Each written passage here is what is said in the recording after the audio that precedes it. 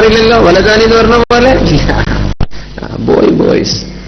അറബിയിലാകുമ്പോൾ വലദ്, വലദാനി, ഔലാദ്. ഔലാദ് plural പറയണമെങ്കിൽ minimum 3 and above.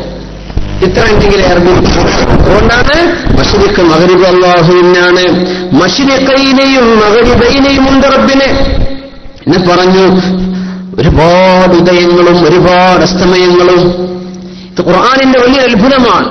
21ാം നൂറ്റാണ്ടിൽ മനസ്സിലായൊരു വിഷയം 1400 വർഷങ്ങൾക്ക് മുമ്പ് അഷ്റഫുൽ ഖൽഖ് സ്വല്ലല്ലാഹു അലൈഹി വസല്ലം അവിടുത്തെ സ്വഹാബത്തിനെ പഠിപ്പിച്ചുകൊണ്ടിരിക്കുകയാണ്.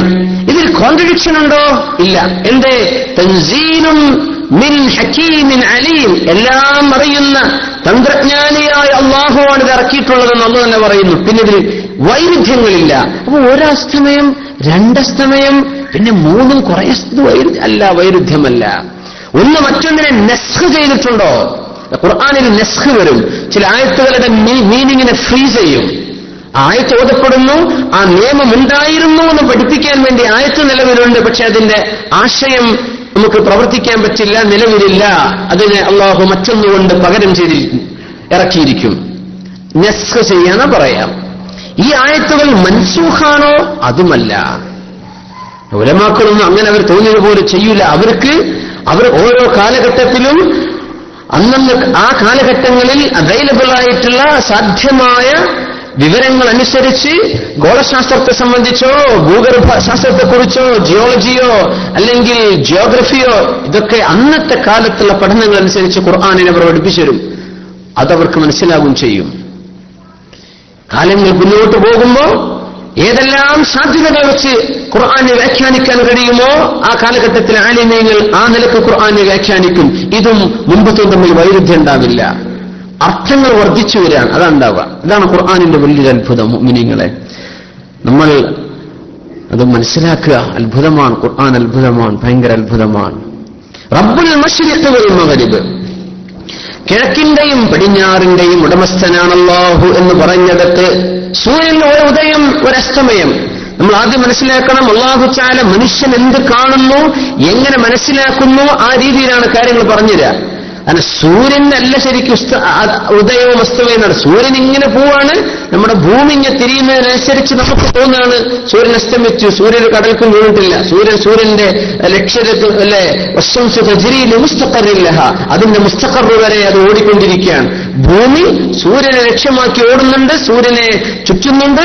365 ദിവസം. അപ്പോൾ നമ്മൾ ഡിസംബർ 31 അല്ലെങ്കിൽ വേറെ ഏതെങ്കിലും കണക്ക് പ്രകാരം 365 ദിവസമായി സൂര്യന് ചുറ്റുമുള്ള ഭൂമിയുടെ ഒരു ചുറ്റു പൂർത്തിയാകും. അപ്പോഴാണ് ഒരു കൊല്ലം പൂർത്തിയായി എന്ന് പറയാം.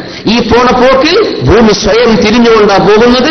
ആ ഒരു കറക്കം പൂർത്തിയാകുമ്പോൾ നമുക്കൊരു ദിവസമായി എന്ന് പറയും. ഇന്നലെ ഈ നേരത്ത് ഭൂമി എവിടെയായിരുന്നു അവിടേക്ക് നമ്മൾ കറങ്ങി തിരിഞ്ഞിട്ടുണ്ട്. നമ്മൾ അറിഞ്ഞിട്ടില്ല, നമ്മുടെ ബിൽഡിങ്ങുകൾ കുലുങ്ങിയിട്ടില്ല, നമ്മുടെ വാഹനങ്ങളൊക്കെ ഉഷാറായിട്ട് അങ്ങനെ തന്നെ പോയിട്ടുണ്ട്. ഒന്നും അറിഞ്ഞിട്ടില്ല. നമ്മളൊരു കറക്കം കറങ്ങി കഴിഞ്ഞപ്പോ ഒരു ദിവസമായപ്പോഴേക്കും യാ അല്ലാഹ്. ആ കറക്കമോ ഭൂമി അതിന്റെ സ്വയം അച്ചുതണ്ടിൽ ഇൻ ഇറ്റ്സ് ഓൺ ആക്സിസ് ഒരു ഭാഗം വലതു ഭാഗത്തേക്ക് ചെരിഞ്ഞിട്ടാ ഭൂമിയുടെ കറക്കം. ഗൂഗിൾ എർത്ത് എടുത്താൽ പെട്ടെന്ന് മനസ്സിലാവില്ല. ചെരിഞ്ഞിട്ടാ നിൽക്കുക, നമ്മൾ കുറിച്ച് നിർത്തേണ്ടി വരും. അതിന്റെ പൊസിഷനിങ് അങ്ങനെയാണ്. ഈ ചെരിവുണ്ടായതുകൊണ്ട് ആ തണുപ്പും ചൂടും ഹേമന്തവും ഗ്രീഷ്മവും കാലാവസ്ഥകൾ മാറി വരുന്നത് ഭൂമി ചെരിഞ്ഞു പോകുന്നത് കൊണ്ടാണ്. ഈ ചെരിവില്ലായിരുന്നുവെങ്കിൽ ചൂടർക്ക് ചൂട് മാത്രം, തണുപ്പുകാർക്ക് തണുപ്പ് മാത്രം. സുബ്ഹാനല്ലാഹ്. കാലാവസ്ഥകൾ വ്യതിയാനം മനുഷ്യന് പെട്ടെന്ന് ബോറടിക്കും. അതാണ് ചൂടായ മനുഷ്യന് ബോറടിച്ചു, എന്നാ പിന്നെ തണുപ്പിലേക്ക് കൊടുക്കുക. തണുപ്പായ ഇനി മതി തണുപ്പ് അല്ലേ? തണുപ്പായ പറയൂ ചൂട് എങ്ങനെ സഹിക്കാൻ പറ്റും? ചൂടാ പുറച്ചോനെ ചൂട് സഹിക്കാൻ വയ്യ, തണുപ്പാണെങ്കിൽ എന്തെങ്കിലും അഡ്ജസ്റ്റ് ചെയ്യാം. രണ്ടും നമ്മളെ കൊണ്ടുപോയി. അതുകൊണ്ട് അള്ളാഹു മാറി മാറി ഇങ്ങനെ തരുവാണ്. സുബ്ഹാനല്ലാഹ്. ചൂട് വരുമ്പോഴേക്കും മറ്റു ഭാഗങ്ങളിലേക്ക് അല്ലെ അവിടുന്ന് കാറ്റ് വീശാൻ തുടങ്ങും. ഇതൊക്കെ ഭയങ്കര അത്ഭുതമാണ്. സൂര്യന്റെ പ്രകാശം കൊണ്ട് വരുന്നതിന് അന്തരീക്ഷത്തിലെ മാറ്റങ്ങളിലൂടെയാണല്ലോ ഈ കാലാവസ്ഥകൾ വ്യതിയാനം. എങ്ങനെ കാറ്റുണ്ടാവുമെന്ന് പറയുന്നത്? കാറ്റുകൾ എങ്ങനെ ഉണ്ടാവുന്നു? ഭൂമിന്റെ മുകളിൽ അള്ളാഹു റാപ്പ് ചെയ്ത് വെച്ചിരിക്കുകയാണെന്ന്. അന്തരീക്ഷം കൊണ്ട് ഭൂമിയെ പൊതിഞ്ഞിരിക്കാൻ അതിൽ എല്ലാം ഉറച്ചു നിൽക്കുകയാണ്. തണുപ്പാണെങ്കിൽ ഭൂമിയുടെ എല്ലാ ഭാഗത്തും തണുപ്പാണെങ്കിൽ എന്തില്ല, ഒരു കാറ്റും അടിക്കൂല. എവിടെ പോയിരുന്നിട്ടും കാര്യമില്ല, ഒരു കാറ്റും കിട്ടൂല. ഒരു ഭാഗത്ത് ചൂടാണ്, ഇപ്പുറത്തെ തണുപ്പാണ്. അപ്പൊ ഇവിടെ ഒരു അന്തരീക്ഷം കുറച്ച് ലൂസായിട്ടുണ്ട്. ഈ ലൂസിലേക്ക് ഉറപ്പുള്ള ഭാഗം കൊണ്ട് അനങ്ങിയാണ്, മൂവ് ചെയ്യാൻ. നമ്മളതിനെ കാറ്റ് എന്ന് വിളിക്കും. അപ്പൊ ചൂടുള്ളിടത്തേക്ക് തണുപ്പുന്ന കാറ്റ് വരിക. സുബ്ഹാനല്ലാഹ്. കാറ്റ് നടക്കണമെങ്കിൽ സൂര്യപ്രകാശം വേണം. സൂര്യൻ ചൂട് പിടിപ്പിക്കണം അന്തരീക്ഷത്തെ. ഓരോ ഭാഗത്തും പിടിക്കുമ്പോൾ അതിനപ്പുറത്തുള്ള ആൾക്കാർക്ക് അത് കാറ്റായി അനുഭവിക്കാൻ, കാറ്റുകൾ ഉണ്ടാകുമ്പോൾ വേണം മേഘം സഞ്ചരിക്കാൻ, അപ്പോഴേ മഴ കിട്ടുകയുള്ളൂ. സുബ്ഹാനല്ലാഹ്. ഇതൊക്കെ സൂര്യന്റെ നിലനിൽപ്പ് ആവശ്യമാണ്. വശംസി വളുഹാഹാ, സൂര്യനെ തന്നെയാണ് സത്യം, സൂര്യന്റെ പ്രഭയെ തന്നെയാണ് സത്യം എന്ന് അല്ലാഹു പറയുന്നതിന്റെ അത്ഭുതം നമുക്ക് പിടികിട്ടും അല്ലേ? മഴ പെയ്യണമെങ്കിൽ സൂര്യൻ വേണം, ചെടികൾ മുളക്കണമെങ്കിൽ സൂര്യൻ വേണം, സുബ്ഹാന, കാലാവസ്ഥകൾ മാറി മാറി വരണമെങ്കിൽ സൂര്യൻ വേണം, ഇവാപ്പറേഷൻ നടക്കണമെങ്കിൽ സൂര്യൻ വേണം അല്ലേ? എല്ലാറ്റിനും ജീവന്റെ നിലനിൽപ്പിന് ആധാരമായി അള്ളാഹു വെച്ച സൂര്യഗോളം അള്ളാഹുവിന്റെ അത്ഭുതമാണ്. വശംസി, സൂര്യനെ തന്നെയാണ് സത്യം, വളുഹാഹാ, സൂര്യന്റെ പ്രഭയെ തന്നെയാണ് സത്യം. ഭയങ്കര അത്ഭുതമാണത്. നമ്മൾ എത്ര വലിയ ടോർച്ചടിച്ചിട്ടും സൂര്യന്റെ പ്രകാശം കിട്ടൂലല്ലോ, സൂര്യപ്രകാശം കിട്ടൂല അല്ലെ? പകൽ നേരമാണ് ഇവിടുത്തെ മുഴുവൻ ലൈറ്റ്സ് ഓഫ് ചെയ്താൽ ഇന്നലെ കുറച്ച് പ്രകാശം ഉണ്ടാവും, സൂര്യപ്രകാശം. നമ്മൾ എത്ര ബൾബങ്ങ് കത്തിക്കാം, രാത്രിയായി കഴിഞ്ഞാൽ സൂര്യനെ പോലെ കിട്ടുമോ? കിട്ടൂല. ആ ലൈറ്റിന് വല്ല വേരിയേഷൻ വരുന്നുണ്ടോ? അതുമില്ല. അത് കൃത്യമായിട്ട്. എന്നാ കുറച്ച് ബാറ്ററി തീർന്നിട്ട് കുറയുന്നുണ്ടോ? അതുമില്ല. യാ അല്ലാഹ്. എന്നാ മനുഷ്യൻ ചൂടോണ് കരിഞ്ഞു പോകുന്നുണ്ടോ? അതുമില്ല. എക്സ്ട്രീം ചൂട്. ഭൂമിയുടെ പല ഭാഗങ്ങളിലും വ്യത്യസ്ത കാലാവസ്ഥകൾ അല്ലാഹു തആല വെച്ചിട്ടുള്ളത്. സുബ്ഹാനല്ലാഹ്.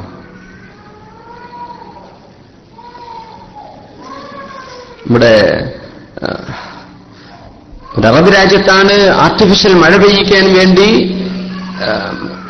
അങ്ങനെ ഞങ്ങൾ പെയ്യിച്ചോളാന്ന് പറയുന്ന ഒരു അമേരിക്കൻ കമ്പനിക്ക് മൊത്തം ചെലവിന്റെ 1/3 പൈസ അഡ്വാൻസ് കൊടുക്കണമെന്ന് പറഞ്ഞു. അഡ്വാൻസ് പൈസ കൊടുത്തു. അങ്ങനെ അവര് സ്റ്റഡി നടത്തി. അറേബ്യൻ പെനിൻസുലയിലെ ഒരു നാട്ടിൽ മഴ പെയ്യിക്കാൻ വേണ്ടി സ്റ്റഡി നടത്തിയിട്ട് പറഞ്ഞു, പൈസ ഒക്കെ ഞങ്ങൾ വാങ്ങിയ ശരിയാണ്, പക്ഷേ നിങ്ങളുടെ അന്തരീക്ഷത്തെ സംബന്ധിച്ച് പഠിച്ചു നോക്കുമ്പോൾ ഈ അന്തരീക്ഷത്തിന്റെ വായുവിലെ ഈർപ്പം വെച്ച് നോക്കുകയാണെങ്കിൽ ഞങ്ങൾക്ക് ആർട്ടിഫിഷ്യലി മഴ പെയ്യിക്കാൻ കഴിയൂല. അതുകൊണ്ട് പൈസ ഞങ്ങൾ തിരിച്ചു വാങ്ങിക്കുക, ഞങ്ങൾ ചെയ്യണില്ല, ഞങ്ങൾക്കൊണ്ടാവില്ല എന്ന് പറഞ്ഞു. കാരണം ഇവിടെ മഴ നടക്കുക, പ്രായോഗികമായിട്ട് സാധ്യത ഉണ്ടെങ്കിലല്ലേ നമ്മൾ നടത്തിയിട്ട് കാര്യമുള്ളൂ. നിങ്ങളുടെ ഈ റീജിയനിൽ, ഈ മരുഭൂമി പ്രദേശത്ത് മഴ പെയ്യിപ്പിക്കാൻ ഞങ്ങളെ കൊണ്ട് കഴിയില്ല പറഞ്ഞ് മേഘങ്ങളെ ഉപയോഗിച്ച് ആർട്ടിഫിഷ്യൽ മഴ പെയ്യിപ്പിക്കാൻ ഞങ്ങളെ കൊണ്ട് കഴിയില്ല എന്ന് പറഞ്ഞ് പിന്മാറി കാശ് കൊടുത്ത് പോയി. ഒരാഴ്ചക്കകം ഗംഭീര മഴ പെയ്തു. ഗംഭീരമായ മഴ. അള്ളാഹു ആ ഉദ്യമത്തിന് പടച്ചതമ്പുരാൻ ശരിക്കും മറുപടി കൊടുക്കുകയായിരുന്നു. സുബ്ഹാനല്ലാഹ്.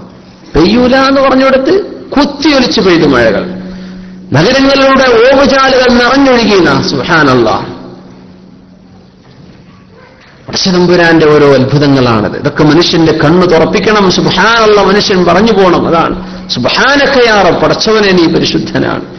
ഇത് തിരിച്ചറിയാനാണ് നമ്മളിങ്ങോട്ട് പറഞ്ഞയച്ചത്. നമ്മൾ വിചാരിച്ചു ആൾ കല്യാണം കഴിച്ച് പറയും വെച്ച് ഉത്തരക്കാനാണ് ഇങ്ങോട്ട് പറഞ്ഞയച്ചത്. അല്ല, അള്ളാഹുവിനെ മനസ്സിലാക്കാനും അള്ളാഹുവിന് ധാരാളം തസ്ബീഹുകളും ദിക്റുകളുമായി മനുഷ്യന്റെ മനസ്സ് സൃഷ്ടാവുമായിട്ട് അറിയാൻ, അള്ളാഹുവിലേക്ക് അടുക്കാൻ, ഇതിനാണ് നമ്മൾ പറഞ്ഞയച്ചത്. ബാക്കിയൊക്കെ അതിന്റെ സബോണറി കോഴ്സുകളാണ്. അതൊക്കെ പ്രൈമറി അല്ല, അതൊക്കെ സെക്കൻഡറി വിഷയങ്ങളാണ്. സുബ്ഹാനല്ലാഹ്. റബ്ബുൽ മശാരിഖ് വൽ മഗാരിബ്. അപ്പോ സൂര്യന്റെ ചലനത്തിന് ആനുപാതികമായി ഭൂമിയെ ചലിപ്പിക്കുകയാണ് അല്ലാഹു. സൂര്യൻ ഇങ്ങനെ പോകുന്നുണ്ട്. സൂര്യൻ അഭിമുഖമായി ഭൂമി നിൽക്കുമ്പോൾ നമ്മൾ പറയും അവിടെ വെയിലാണ്, പകലാണ്. ഭൂമി അങ്ങനെ പോയാൽ അവിടത്തേക്ക് കറുപ്പ്, അതായത് വെളിച്ചം നഷ്ടപ്പെടുമ്പോൾ ഇരുട്ടാകുമ്പോൾ നമ്മൾ പറയും എന്ത്, ഇരുട്ടായി, രാത്രിയായി എന്ന് പറയും. സൂര്യൻ ഒരേ ലെവലിൽ പോവാണ്. ഭൂമി ഇങ്ങനെ കറങ്ങുമ്പോൾ സൂര്യപ്രകാശം തട്ടുന്നിടത്ത് ഉദയമാണ്. ഇങ്ങനെ തിരിഞ്ഞങ്ങനെ ശരിക്കും കാണാലോ. രാവിലെയൊക്കെ സൂര്യൻ ഉദിച്ചു വരുന്ന രംഗം എന്തൊരു രസമാണ് അല്ലെ? രാവിലെ ആ ഒരു രാവിലെ ജോലിക്ക് പോകുന്ന ആൾക്കാർക്ക് ആ ഭാഗ്യമുള്ളൂ. കൊല്ലങ്ങളായിട്ട് ചിലപ്പോൾ സൂര്യോദയം കാണാൻ പറ്റാത്ത ആൾക്കാരുണ്ടാവും. ഒന്നും സുബഹിസ്കരിക്കാതെ ഉറങ്ങണമല്ലേ, അല്ലെങ്കിൽ നിസ്കരിച്ച് അപ്പൊ തന്നെ കിടന്നുറങ്ങി ഡ്യൂട്ടി 10 മണിക്ക്. എന്നാൽ പിന്നെ പുറത്തിറങ്ങണ്ട. ഈ രാവിലെ ഡ്യൂട്ടിക്ക് പോകുന്നവരുണ്ടല്ലോ, 5 മണിക്കൊക്കെ ഇറങ്ങി ആ സൂര്യ ഉദിച്ചു വരുന്നേ, എന്തോ ഒരു രസമുള്ള സമയമാണത്. ഭയങ്കര ആനന്ദം കിട്ടുന്ന സമയമാണ്. ഉച്ചയായ പിന്നെ അങ്ങനെ രാവിലെ ഉണ്ടായിരുന്നു തന്നെ ഓർമ്മ ഉണ്ടാവില്ല അല്ലെ? സുബ്ഹാനല്ലാഹ്. എന്തൊരു ഭംഗിയാണ് സൂര്യൻ ഉദിച്ചു വരാൻ. ആ ഉദിച്ചു വരവിന്റെ അർത്ഥം എന്താ? ഭൂമി ഇങ്ങനെ തിരിഞ്ഞുകൊണ്ടിരിക്കുകയാണ്. അങ്ങോട്ട് ഭൂമി താഴോട്ട് പോവുകയാണ്. അങ്ങോട്ട് പോയിക്കൊണ്ട് അപ്പോഴാ സൂര്യൻ പൊന്തി വരുന്ന നമുക്ക് തോന്നുകയാണ്. അല്ലാഹു തആല ആ വീക്ഷിക്കുന്ന രീതിയിൽ ആ കാര്യങ്ങൾ പറയാം. അതിന്റെ സയൻസ് നോക്കിയാൽ സൂര്യനല്ല അസ്തമിക്കുന്നത് ഭൂമിയാണ്. ഭൂമി തിരിയുമ്പോഴാണ്, താഴ്ന്നു പോകുമ്പോഴാണ് നമുക്ക് സൂര്യൻ മറയായി വരുന്നത്. സുബ്ഹാനല്ലാഹ്. അല്ലാഹു മശ്രിഖിന്റെയും മഗ്രിബിന്റെയും ഉടമസ്ഥനാണ്. റബ്ബുൽ മശ്രിഖ് വൽ മഗ്രിബ്. അല്ലാഹു തആല മശ്രിഖും മഗ്രിബും ഉണ്ടാക്കുന്നു. നമ്മൾ ശരിക്കും മനസ്സിലാക്കണം. 3 ആയത്തുകളാണ് നമ്മൾ ചർച്ച ചെയ്യുന്നത്. ഒന്ന് സൂറത്തുൽ മുസമ്മിൽ, പിന്നെ സൂറത്തുർ റഹ്മാൻ, പിന്നെ സൂറത്തുൽ മആരിജ്. സൂറത്തുൽ മുസമ്മിലിൽ അല്ലാഹു ഒരു ഉദയവും ഒരു അസ്തമയവും എന്ന് പറഞ്ഞു. സൂറത്തുർ റഹ്മാനിൽ 2 ഉദയം 2 അസ്തമയം. സൂറത്തുൽ മആരിജിൽ ഒരുപാട് ഉദയങ്ങളും ഒരുപാട് അസ്തമയങ്ങളും. ഇത് 3 തമ്മിൽ വൈരുദ്ധ്യമില്ല എന്നാണ് മനസ്സിലാക്കുന്നത്. ഒരു ഡിക്ഷനുമില്ലല്ലോ. അതാണ് ഭയങ്കര അത്ഭുതം. നമ്മൾ പ്രത്യക്ഷിച്ച് തോന്നുന്നു ഈ ആയത്ത് മറ്റേ ആയത്തും ഒരു കുഴപ്പമില്ല. അതിന്റെ സാഹചര്യവും ആ പറഞ്ഞ വിഷയവും നോക്കിയാൽ രണ്ടും രണ്ടാണ്. ഇരിക്കട്ടെ. റബ്ബുൽ മശ്രിഖി വൽ മഗ്രിബ്, അല്ലാഹു ഒരു ഉദയസ്ഥാനത്തിന്റെയും ഒരു അസ്തമയത്തിന്റെയും ഉടമസ്ഥനാണ്. ശരി, എല്ലാവർക്കും ഒരു ഉദയം നടക്കുന്നുണ്ട്, ഒരു അസ്തമയം നടക്കുന്നുണ്ട്. മനസ്സിലാക്കാൻ എളുപ്പമാണ്. റബ്ബുൽ മശ്രിഖൈനി വ റബ്ബുൽ മഗ്രിബൈൻ, അല്ലാഹു 2 ഉദയത്തിന്റെയും 2 അസ്തമയത്തിന്റെയും ഉടമസ്ഥനാണ്. റബ്ബാണ്, പരിപാലകനാണ്. പരിപാലകൻ എന്ന് പറഞ്ഞാൽ ആ തമ്പുരാനാണ് ഇങ്ങനെ നടത്തുന്നത് എന്നർത്ഥം വന്നു. റബ്ബ് തർബിയത്ത് ചെയ്യാന്ന് പറഞ്ഞാൽ പോറ്റി വളർത്തുക. അള്ളാഹുവാണ് ഇതിനെ പരിപാലിക്കുന്നവൻ, സസ്റ്റൈനർ, ഇതിനെ നിലനിർത്തിക്കൊണ്ടുവരുന്നവൻ. ഈ ഗോളങ്ങളെ ഇങ്ങനെ സംവിധാനിച്ച് നമുക്ക് മഴ കിട്ടേണ്ട, നമുക്ക് രാവും പകലും അനുഭവിക്കാൻ, അല്ലേ? ഇത് 24 അവറും പകലാണെങ്കിൽ എന്ത് രസം ഉണ്ടാവുക? ഒന്നും ഉണ്ടാവില്ല, അല്ലേ? 24 അവർ ഇരുട്ടാണ്, അപ്പോഴും രസമല്ല.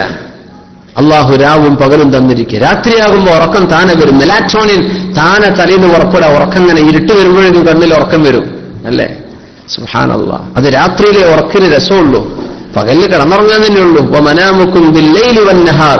പക്ഷെ അള്ളാഹു തആല പറഞ്ഞു പകൽ ഉറങ്ങേണ്ടി വരുന്ന ചില ആളുകളുണ്ട്. അവരെ കൂടെ ഖുർആൻ പരിഗണിച്ചുകൊണ്ട് പറഞ്ഞു, നിങ്ങളുടെ രാത്രിയിലും പകലിലുമുള്ള ഉറക്ക് അള്ളാഹുവിന്റെ അനുഗ്രഹമാണല്ലോ. മുഫസ്സിരീങ്ങൾ പറയാ, രാത്രി ഡ്യൂട്ടിയുള്ള ആൾക്കാർക്ക് പകൽ ഉറങ്ങേണ്ടി വരും.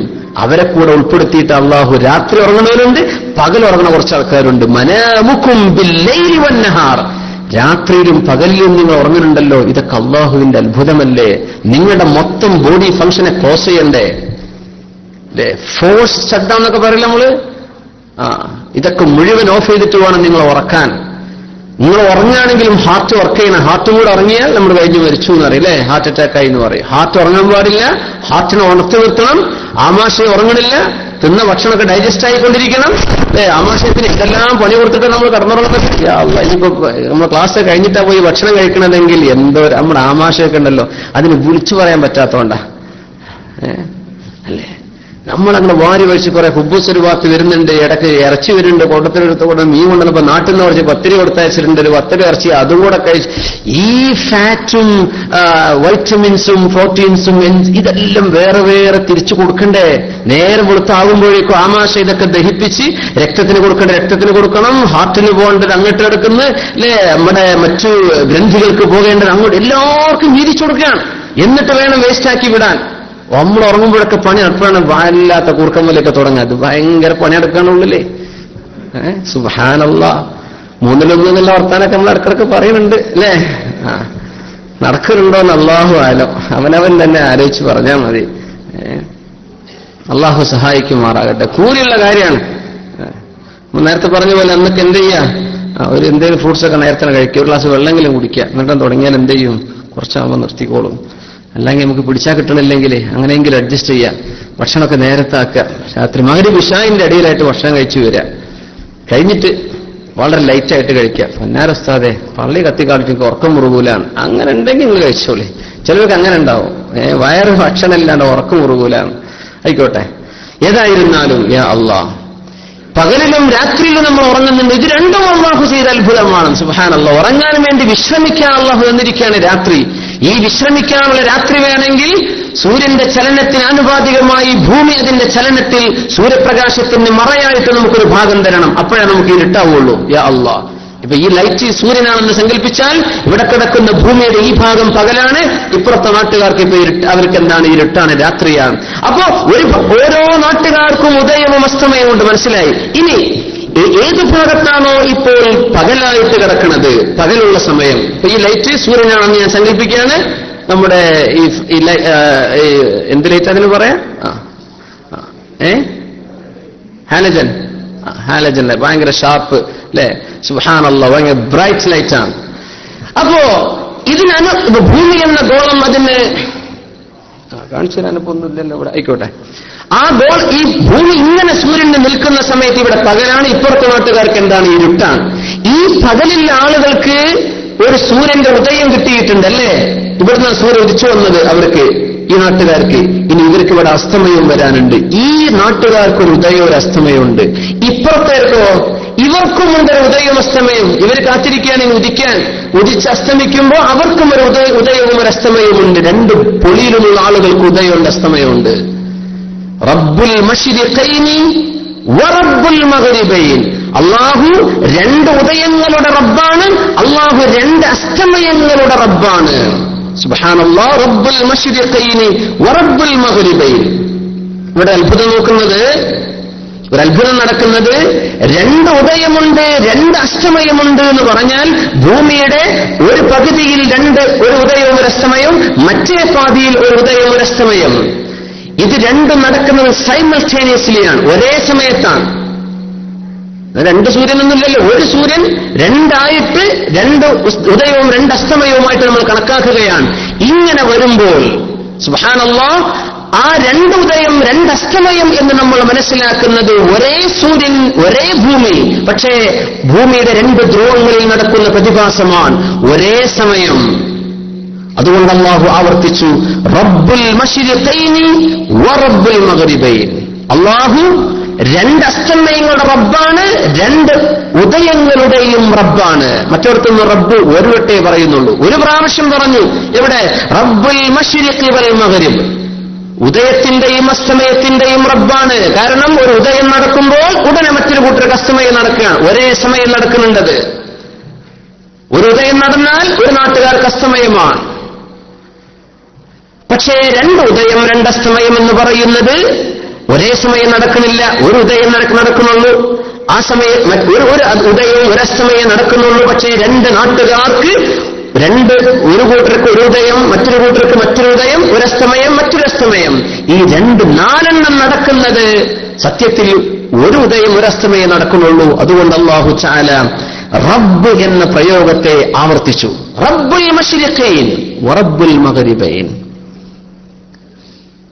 ഒരേ സമയത്ത് ഒരു അസ്തമയത്തിലൂടെ അവിടെ തന്നെ ഉദയം നടക്കുന്ന അവസ്ഥ, അതാണ് ഭൂമിയിൽ മുഴുക്കെ നടന്നുകൊണ്ടിരിക്കുന്നത്. അപ്പോഴൊന്നും അല്ലാഹു റബ്ബ് എന്ന പ്രയോഗം ആവർത്തിക്കൂല. സൂറത്തുർ റഹ്മാനിൽ മാത്രമേ റബ്ബെന്ന് ആവർത്തിച്ചിട്ടുള്ളൂ. കാരണം ഇത് രണ്ട് തരത്തിൽ മനുഷ്യർ അനുഭവിക്കുന്ന രീതിയാണ്.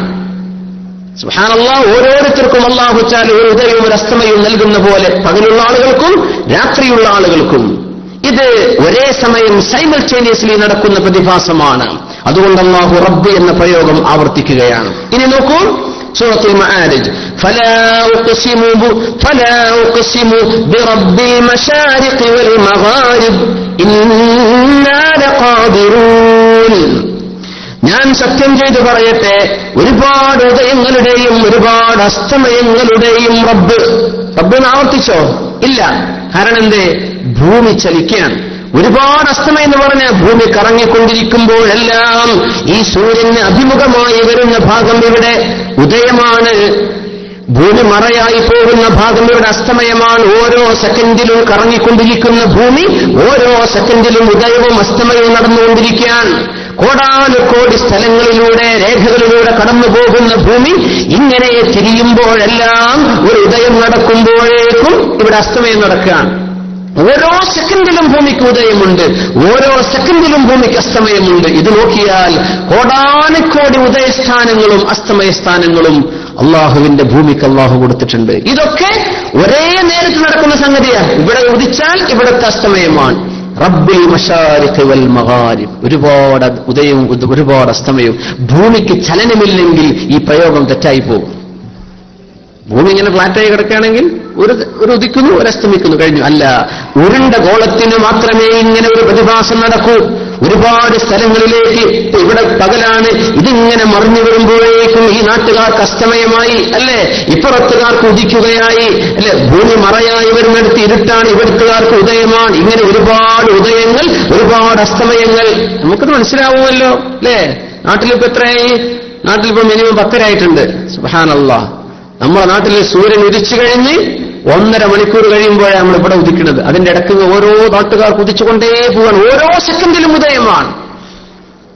ഇത് പഠിപ്പിക്കുകയാണ് 1400 കൊല്ലങ്ങൾക്ക് മുമ്പ് സൂറത്തുൽ മആരിജിൽ റബ്ബുൽ മശാരിഖി വൽ മഗാരിബ് സ്വല്ലു അലൻ നബി മുഹമ്മദിൻ വആലിഹി മുഹമ്മദിൻ വഅലാ ആലി സയ്യിദിനാ മുഹമ്മദിൻ വബാരിക് വസല്ലിം അലൈഹി ഇരിക്കും. പിന്നെ ഇതിന് വേറെയും അർത്ഥങ്ങൾ കൊടുത്തിട്ടുണ്ട് മുഫസ്സിരീങ്ങൾ. റബ്ബുൽ മശാരിഖി വൽ മഗാരിബ്, ഒരുപാട് ഉദയങ്ങളും ഒരുപാട് അസ്തമയങ്ങളും. സൂര്യൻ ഒരുപാട് ഉദയവും സൂര്യൻ അസ്തമയങ്ങളും മറ്റു ഗ്രഹങ്ങളിലേക്ക് ബന്ധപ്പെടുത്തിയിട്ടുണ്ട്. നക്ഷത്രങ്ങൾ ഉദിക്കുന്നുണ്ട്, അസ്തമിക്കുന്നുണ്ട്. കോടാനുകോടി നക്ഷത്രങ്ങൾക്ക് ഉദയമുണ്ട്, അസ്തമയമുണ്ട്, അല്ലേ? ചന്ദ്രന് ഉദയമുണ്ട്, അസ്തമയമുണ്ട്. മറ്റു ഗ്രഹങ്ങൾക്കുണ്ട് ഉദയവും അസ്തമയവും. ഇങ്ങനെ നോക്കിയാൽ അള്ളാഹുവിന്റെ പ്രപഞ്ചത്തിൽ ഒരുപാട് ഉദയങ്ങളും ഒരുപാട് അസ്തമയങ്ങളും നടന്നുകൊണ്ടിരിക്കുന്നുണ്ട്. കാരണം ഭൂമിക്ക് ഇന്ന് സ്പെസിഫിക് ആയിട്ട് പറഞ്ഞിട്ടില്ല. അള്ളാഹു മശ്രിക്കിന്റെയും മഗ്രിബിന്റെയും ഉടമസ്ഥനാണ്. മശ്രിഖൈനി വൽ മഗ്രിബൈൻ, രണ്ട് മശ്രിക്കും രണ്ട് മഗ്രിബും എന്ന് പറഞ്ഞാൽ ഒരുപക്ഷെ സൂര്യന്റെയും ചന്ദ്രന്റെയും ഉദയവും സൂര്യന്റെയും ചന്ദ്രന്റെയും അസ്തമയവുമാകാം. അങ്ങനെ രണ്ടെണ്ണമായി. ഭൂമിക്ക് തന്നെ പകലുള്ള നാട്ടുകാർക്കും ഇരുട്ടുള്ളവർക്കും ഒരേ സമയം അനുഭവിക്കുന്ന ഉദയവും അസ്തമയവും അങ്ങനെ വന്നു. റബ്ബുൽ മശാരിഖി വൽ മഗാരിബ്, കോടാനുകോടി ഉദയങ്ങളും കോടാനുകോടി അസ്തമയങ്ങളും. സുബ്ഹാനല്ലാഹ്. അല്ലാഹു തആല ഇവിടെ പറയുന്നു സൂറത്തുർ റഹ്മാനിൽ അത്ഭുതം പറഞ്ഞത് റബ്ബുൽ മശ്രിഖൈനി വ റബ്ബുൽ മഗ്രിബൈൻ. മുഫസ്സിരീങ്ങൾ പറയുന്നുണ്ട് ചൂടുകാലത്തും തണുപ്പുകാലത്തും സൂര്യന്റെ ഉദയവും അസ്തമയവും വ്യത്യാസത്തിലാണ്. ശരിക്കും ഇങ്ങനെ അസ്തമിക്കുന്ന സൂര്യന്റെ അസ്തമയസ്ഥാനം നോക്കിയാൽ ചൂടുകാലത്ത് അസ്തമിക്കുന്നത് കുറച്ചിങ്ങോട്ട് മാറിയിട്ട് തോന്നും, തണുപ്പുകാലത്തേക്ക് ഇങ്ങോട്ട് ഒരു മാറ്റം കാണും. സുബ്ഹാനല്ലാഹ്. ശരിക്കും അസ്തമിക്കുന്ന സ്ഥാനങ്ങളൊക്കെ ശ്രദ്ധിച്ചു നോക്കിയാൽ ചൂടുകാലത്തും തണുപ്പുകാലത്തും ഭൂമി ചെരിഞ്ഞാ ഓടുന്നത്. ഈ ചെരിവിനനുസരിച്ച് സൂര്യന്റെ സ്ഥാനം മാറുന്നുണ്ട്. ചൂടുകാലത്തും മാറും, തണുപ്പുകാലത്തും മാറും. അതുകൊണ്ട് റബ്ബുൽ മശ്രിഖൈനി എന്ന് പറഞ്ഞ ആയത്തിന് മറ്റൊരർത്ഥം ചൂടുകാലത്ത് നമ്മൾ കാണുന്ന ഉദയവും അസ്തമയവും തണുപ്പുകാലത്ത് അനുഭവിക്കുന്ന അസ്തമയവും ഉദയവും സൂര്യന്റെ സ്ഥാനം തെറ്റിയതായിട്ട് നമുക്ക് തോന്നും. നമുക്ക് തോന്നാണ് ഭൂമിയുടെ സ്ഥാനം എത്തിയിട്ടുള്ളൂ. പക്ഷെ സൂര്യൻ ഇവിടെയാണല്ലോ, ഈ ബിൽഡിങ്ങിന്റെ അടിയിൽ കൂടെയാണല്ലോ സൂര്യ അസ്തമിക്കല്, ഇപ്പുറത്തേക്കായിട്ടുണ്ടല്ലോ. ശ്രദ്ധിച്ചു നോക്കിയാൽ മതി. മാറുന്നുണ്ട്, ചൂടുകാലത്ത് മാറുന്നുണ്ട്, തണുപ്പ് കാലത്ത് മാറിയിട്ടുണ്ട്. ഈ സൈഫും ഷിതാവും ബേസിക്കലി ഈ രണ്ട് കാലാവസ്ഥകളുള്ളൂ. അതിന് രണ്ടും കൂടെ മിക്സ് ചെയ്ത് വരുമ്പോഴേ അതിന്റെ ഇടയ്ക്ക് നമുക്കൊരു വസന്തവും ഒരു ഗ്രീഷ്മവും ഹേമന്തവും ഒക്കെ പറയുന്നത്. സത്യത്തിൽ സൈഫും ഷിതാവുമേ ഉള്ളൂ, ചൂട് തണുപ്പ്. റബ്ബുൽ മശ്രിഖൈനി വൽ മഗ്രിബൈൻ. അങ്ങനെ ചൂടുകാലത്തിന്റെ ഉദയവും അസ്തമയവും തണുപ്പുകാലത്തിന്റെ ഉദയവും അസ്തമയവും എന്ന് കണക്കാക്കിയാൽ രണ്ട് ഉദയം രണ്ട് അസ്തമയം. മനുഷ്യന്റെ ജീവിതം എങ്ങനെയാണല്ലോ, ഉദിക്കുന്നു അസ്തമിക്കുന്നു, രണ്ട് ഉദയവും രണ്ട് അസ്തമയവും ഉണ്ടെന്ന. ربنا أحييتنا سنتين وأمتنا سنتين فاعترفنا بذنوبنا فهل إلى خروج من سبيل. നാളെ പരലോകത്ത് വെച്ച് മനുഷ്യൻ പറയും, റബ്ബന, ഞങ്ങളുടെ രക്ഷിതാവേ, അഹ്യൈതന സനതൈൻ വഅമതന സനതൈൻ, രണ്ട് പ്രാവശ്യം നീ ഞങ്ങളെ ജനിപ്പിച്ചുവല്ലോ, ജീവൻ തന്നുവല്ലോ, രണ്ട് പ്രാവശ്യം നീ ഞങ്ങളെ മരിപ്പിച്ചുവല്ലോ. فهل إلى سبيل إلى خروج من سبيل, ഈ നരകത്തിൽ നിന്ന് രക്ഷപ്പെട്ടു ഓടാനൊരു വഴിയുണ്ടോ എന്ന് മാലിക് അലൈഹിസ്സലാമിനോട് ചോദിക്കും. നരകത്തെ കാക്കുന്ന മലക്കിനോട്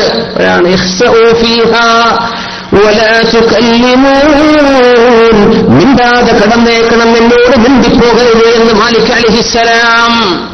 നമ്മുടെ നാട്ടിലെ ജയിൽ വാർഡന്മാരെ പോലെ മൊബൈൽ കൊടുക്കുന്ന ആൾക്കാരല്ല അള്ളാഹുവിന്റെ വാർഡന്മാർ. അവിടെ കടക്ക്, മിണ്ടിപ്പോകരുത് എന്ന്. സുബ്ഹാനല്ലാഹ്. അഹ്യൈതന സനതൈനി, രണ്ട് ഉദയം രണ്ട് അസ്തമയം എന്ന് പറയുന്ന പോലെ അല്ലേ, ജീവനില്ലാത്തൊരവസ്ഥയിൽ നിന്ന് ഉമ്മയുടെ ഗർഭാശയത്തിലൂടെ വന്ന് ജീവൻ തന്നിട്ടുണ്ട് അല്ലാഹു. അല്ല, അതിന്റെ മുമ്പ് ജീവനില്ലാത്ത അവസ്ഥ. ജീവിതത്തിലേക്ക് വന്നപ്പോൾ അല്ലാഹു ജീവൻ തന്നു, മരിച്ചപ്പോൾ മരണത്തിലേക്ക് പോയി, പിന്നെ പരലോകത്ത് വീണ്ടും ജീവിപ്പിച്ചു. ഭൂമിയിലെ ജീവിതം, പരലോകത്തെ ജീവിതം. ഭൂമിയിലെ ജീവിതത്തിന് മുമ്പൊരു മരണം പോലെ ജീവനില്ലാത്ത അവസ്ഥ, ഭൂമിയിലെ ജീവിതം കഴിഞ്ഞ് ഖബറിന്റെ കാലത്തും ശരീരത്തിൽ ജീവനില്ലാത്തൊരവസ്ഥ. പടച്ചവനെ, നീ ഞങ്ങളെ രണ്ട് പ്രാവശ്യം മരിപ്പിക്കുകയും രണ്ട് പ്രാവശ്യം ജീവിപ്പിക്കുകയും ചെയ്തുവല്ലോ എന്ന് മനുഷ്യൻ പറയും. ഫഅതറഫ്നാ ബിദുനൂബിനാ, ഞങ്ങൾ ചെയ്ത തെറ്റുകൾ ഞങ്ങൾ സമ്മതിക്കുകയാണ് അല്ലാഹ്.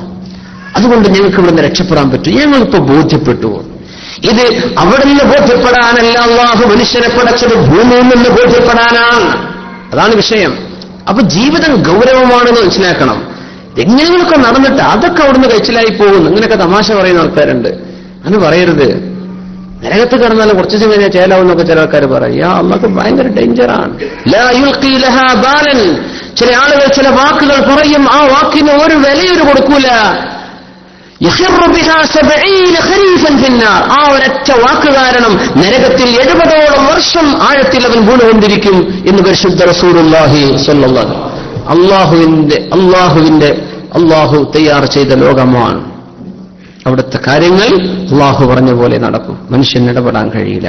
അള്ളാഹു ആ ലോകം നമുക്ക് എളുപ്പമാക്കി തരുമാറാകട്ടെ. 2 മശ്രിഖും 2 മഗ്രിബും മനുഷ്യനെ പടച്ചു എന്ന് പറഞ്ഞിട്ടുള്ള പറയാൻ ഖലഖൽ ഇൻസാൻ അല്ലേ. ബിസ്മില്ലാഹിർ റഹ്മാനിർ റഹീം. خلق الإنسان من صلصال كالفخار وخلق الجان من مارج من نار. മനുഷ്യനെ പടച്ചു, ജിന്നിനെ പടച്ചു. ജിന്നും മനുഷ്യനും ഒരേ ദൗത്യത്തിൽ ഏൽപ്പിക്കപ്പെട്ട ആളുകളാണ്. അവർക്ക് ജന്മമുണ്ട്, ജന്മത്തിന്റെ മുമ്പ് ജീവനില്ലാത്ത അവസ്ഥയുണ്ട്, മരണമുണ്ട്, പിന്നെ ഒരു ജീവിതമുണ്ട്. ഇത് ജിന്നിനുണ്ട്, മനുഷ്യനുണ്ട്. ഇതിനോട് യോജിപ്പില്ലേ? റബ്ബുൽ മശ്രിഖൈനി വ റബ്ബുൽ മഗ്രിബൈൻ. അല്ലാഹു 2 ഉദയത്തിന്റെയും 2 അസ്തമയത്തിന്റെയും ഉടമസ്ഥനാണ്. 2 പ്രാവശ്യം നിങ്ങൾക്ക് മരണത്തിന്റെ അവസ്ഥയും 2 പ്രാവശ്യം ജീവിതവും നൽകുന്നത് സൂര്യന്റെ 2 ഉദയവും 2 അസ്തമയവും പോലെ തോന്നുന്നില്ലേ? ഖുർആനിന്റെ ഒരു ഭംഗി നോക്കണം. അള്ളാഹു സൂര്യന്റെ ചരിത്രമാണ്, സൂര്യന്റെ സംഭവമാണ് പറഞ്ഞിരുന്നത്. പക്ഷേ തൊട്ടു മുമ്പ് പറഞ്ഞത് ജിന്നിനെയും മനുഷ്യനെയും പടച്ചതാ. നിങ്ങൾക്കും ഇങ്ങനെ ഒരു ഉദയവും അസ്തമയവും ഞാൻ തരുന്നുണ്ട് കേട്ടോ. അങ്ങനെ ഉദിച്ചു വരുന്ന പോലെ, ചെറിയ കുഞ്ഞുങ്ങൾ മുട്ടിത്തെണീക്കണ പോലെ ഉദിക്കുമ്പോൾ സൂര്യൻ ലയിച്ചില്ല. മനുഷ്യന് നടക്കാൻ പറ്റൂല. ജനിച്ചു വരുമ്പോ അല്ലെ മെല്ലെ നടന്നു തുടങ്ങാണ്. പിന്നെ 10 മണിയാകുമ്പോൾ കുറച്ചൊക്കെ നല്ല ബ്രൈറ്റായി, വെളിച്ചൊക്കെ. അപ്പോ സ്കൂളിലൊക്കെ പോകാൻ 10-15 വയസ്സായി. നട്ടുച്ചയാകുമ്പോ അള്ളാഹ് 25, 30, 35 വയസ്സ്, നല്ല ചൂടും, എന്താ ഉഷാറ്. ഒരു അസറാകുമ്പോഴേക്കും ബാക്ക് പെയിൻ വന്നു തുടങ്ങി. മഗ്രിബാകുമ്പോഴേക്കും മുട്ടുംകാല് നീരാവിയായി. ഇശാകുമ്പോഴേക്കും കടന്നു. മനുഷ്യന്റെ ജീവിതം ഈ ഉദയവും അസ്തമയവുമാണ്. ആ തുടങ്ങിയ പോലെ ഇങ്ങനെ ഒന്നൊരു കത്തി നിൽക്കും, പിന്നെ അങ്ങനെ പോകും. ഇത് മനുഷ്യൻ മനസ്സിലാക്കണില്ലേ? കുട്ടികൾ കളിക്കുകയാണോ എന്ന് അള്ളാഹു ഇങ്ങനെ ചോദിക്കുകയാണ്. നിങ്ങളിത് മനസ്സിലാക്കണില്ലേ? നിങ്ങളെ ഞാൻ പടച്ചു, ഇവിടെ ഉദയവും അസ്തമയവും. ഉദിച്ചിട്ടുണ്ടോ? നിങ്ങൾക്ക് അസ്തമയമുണ്ട്. ജനനമുണ്ടോ? നിങ്ങൾക്ക് മരണമുണ്ട്. തുടക്കമുണ്ടോ? നിങ്ങൾക്ക് ഒടുക്കമുണ്ട്, അവസാനമുണ്ട്. അതുകൊണ്ട് അല്ലാഹുവിന്റെ ഏത് ദൃഷ്ടാന്തമാണ് നിങ്ങൾ നിഷേധിക്കുന്നത്? എല്ലാവരും പറഞ്ഞിട്ട്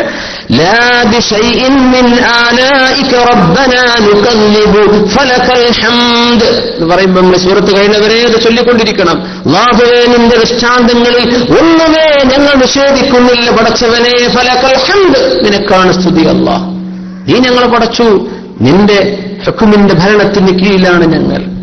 മറജൽ ബഹ്റൈനി യൽതഖിയാൻ ബൈനഹുമാ ബർസഖുൻ ലാ യബ്ഗിയാൻ. മറജൽ ബഹ്റൈനി, 2 സമുദ്രങ്ങളെ. സമുദ്രങ്ങൾ എന്ന് അർത്ഥം പറയാണ്. നദിക്കും പറയും ബഹർ. ഇൻഷാ അല്ലാഹ് അതാണ് നമ്മൾ പഠിക്കാൻ പോകുന്നത്. ബഹർ എന്ന് പറഞ്ഞ സമുദ്രം.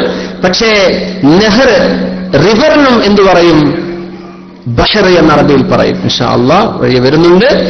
മറജൽ ബഹ്റൈനി, 2 കടലുകളെ, 2 വെള്ളങ്ങളെ. മറജ, ഒരുമിച്ച് ചേർത്തവനാണ്, കൂടിക്കലർത്തിയവനാണ്.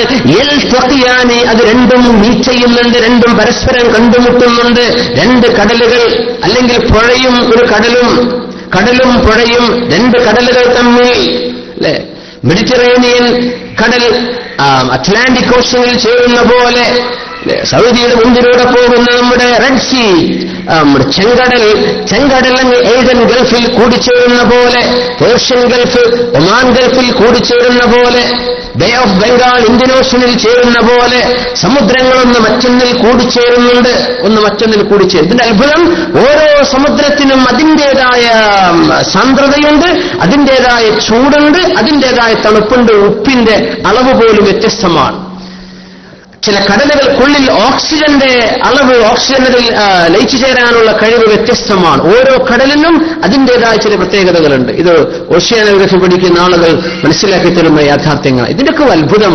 ഈ ഖുർആൻ വ്യാഖ്യാനിക്കാൻ ഒരുപാട് സയന്റിസ്റ്റുകൾ അള്ളാഹു വെള്ളത്തിലിറക്കി എന്നതാണ്. ഓരെ കൊണ്ട് ഇറക്കിയിട്ട് പഠിപ്പിക്കുകയാണ്.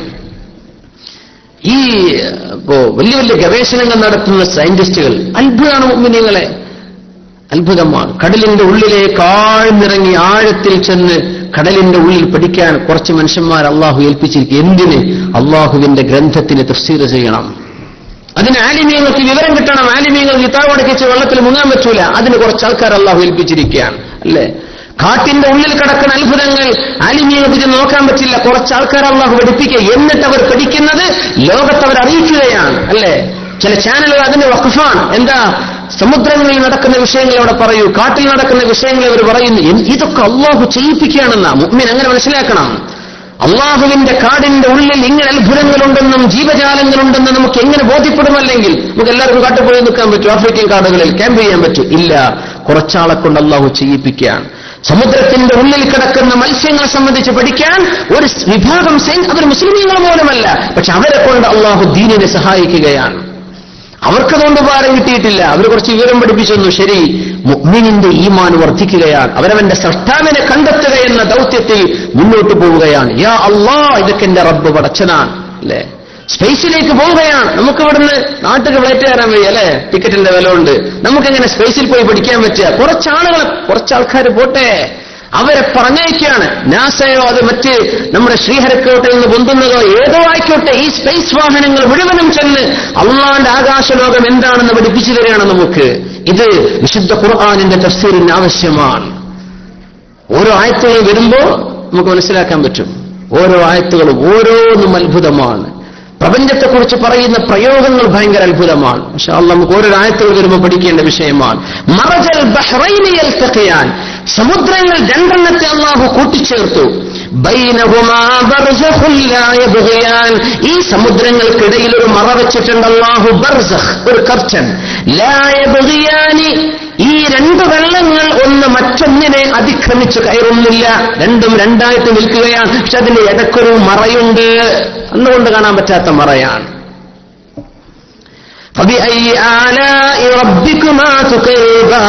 അള്ളാഹുവിന്റെ ഏത് ദൃഷ്ടാന്തങ്ങളാണോ നിങ്ങൾ നിഷേധിച്ചുകൊണ്ടിരിക്കുന്നത്? അള്ളാഹു ചോദിക്കാൻ. 3 ആയത്തുകളാണ് നമ്മൾ ചർച്ച കിടക്കുന്നത് ഈ വിഷയത്തിൽ. എന്താണ് ഈ മറ? എന്താണ് ഈ കൂടിച്ചേരൽ?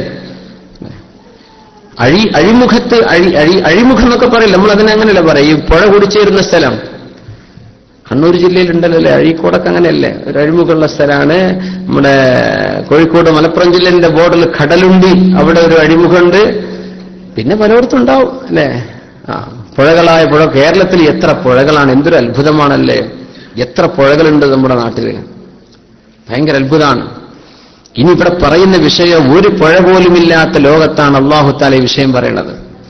പുഴയും സമുദ്രവും കൂടിച്ചേരുന്ന ചരിത്ര കഥയാണ് ഈ പറയുന്നത്. പുഴയും സമുദ്രവും, രണ്ട് സമുദ്രം കൂടിച്ചേരുന്നത് പറയുന്നുണ്ട്.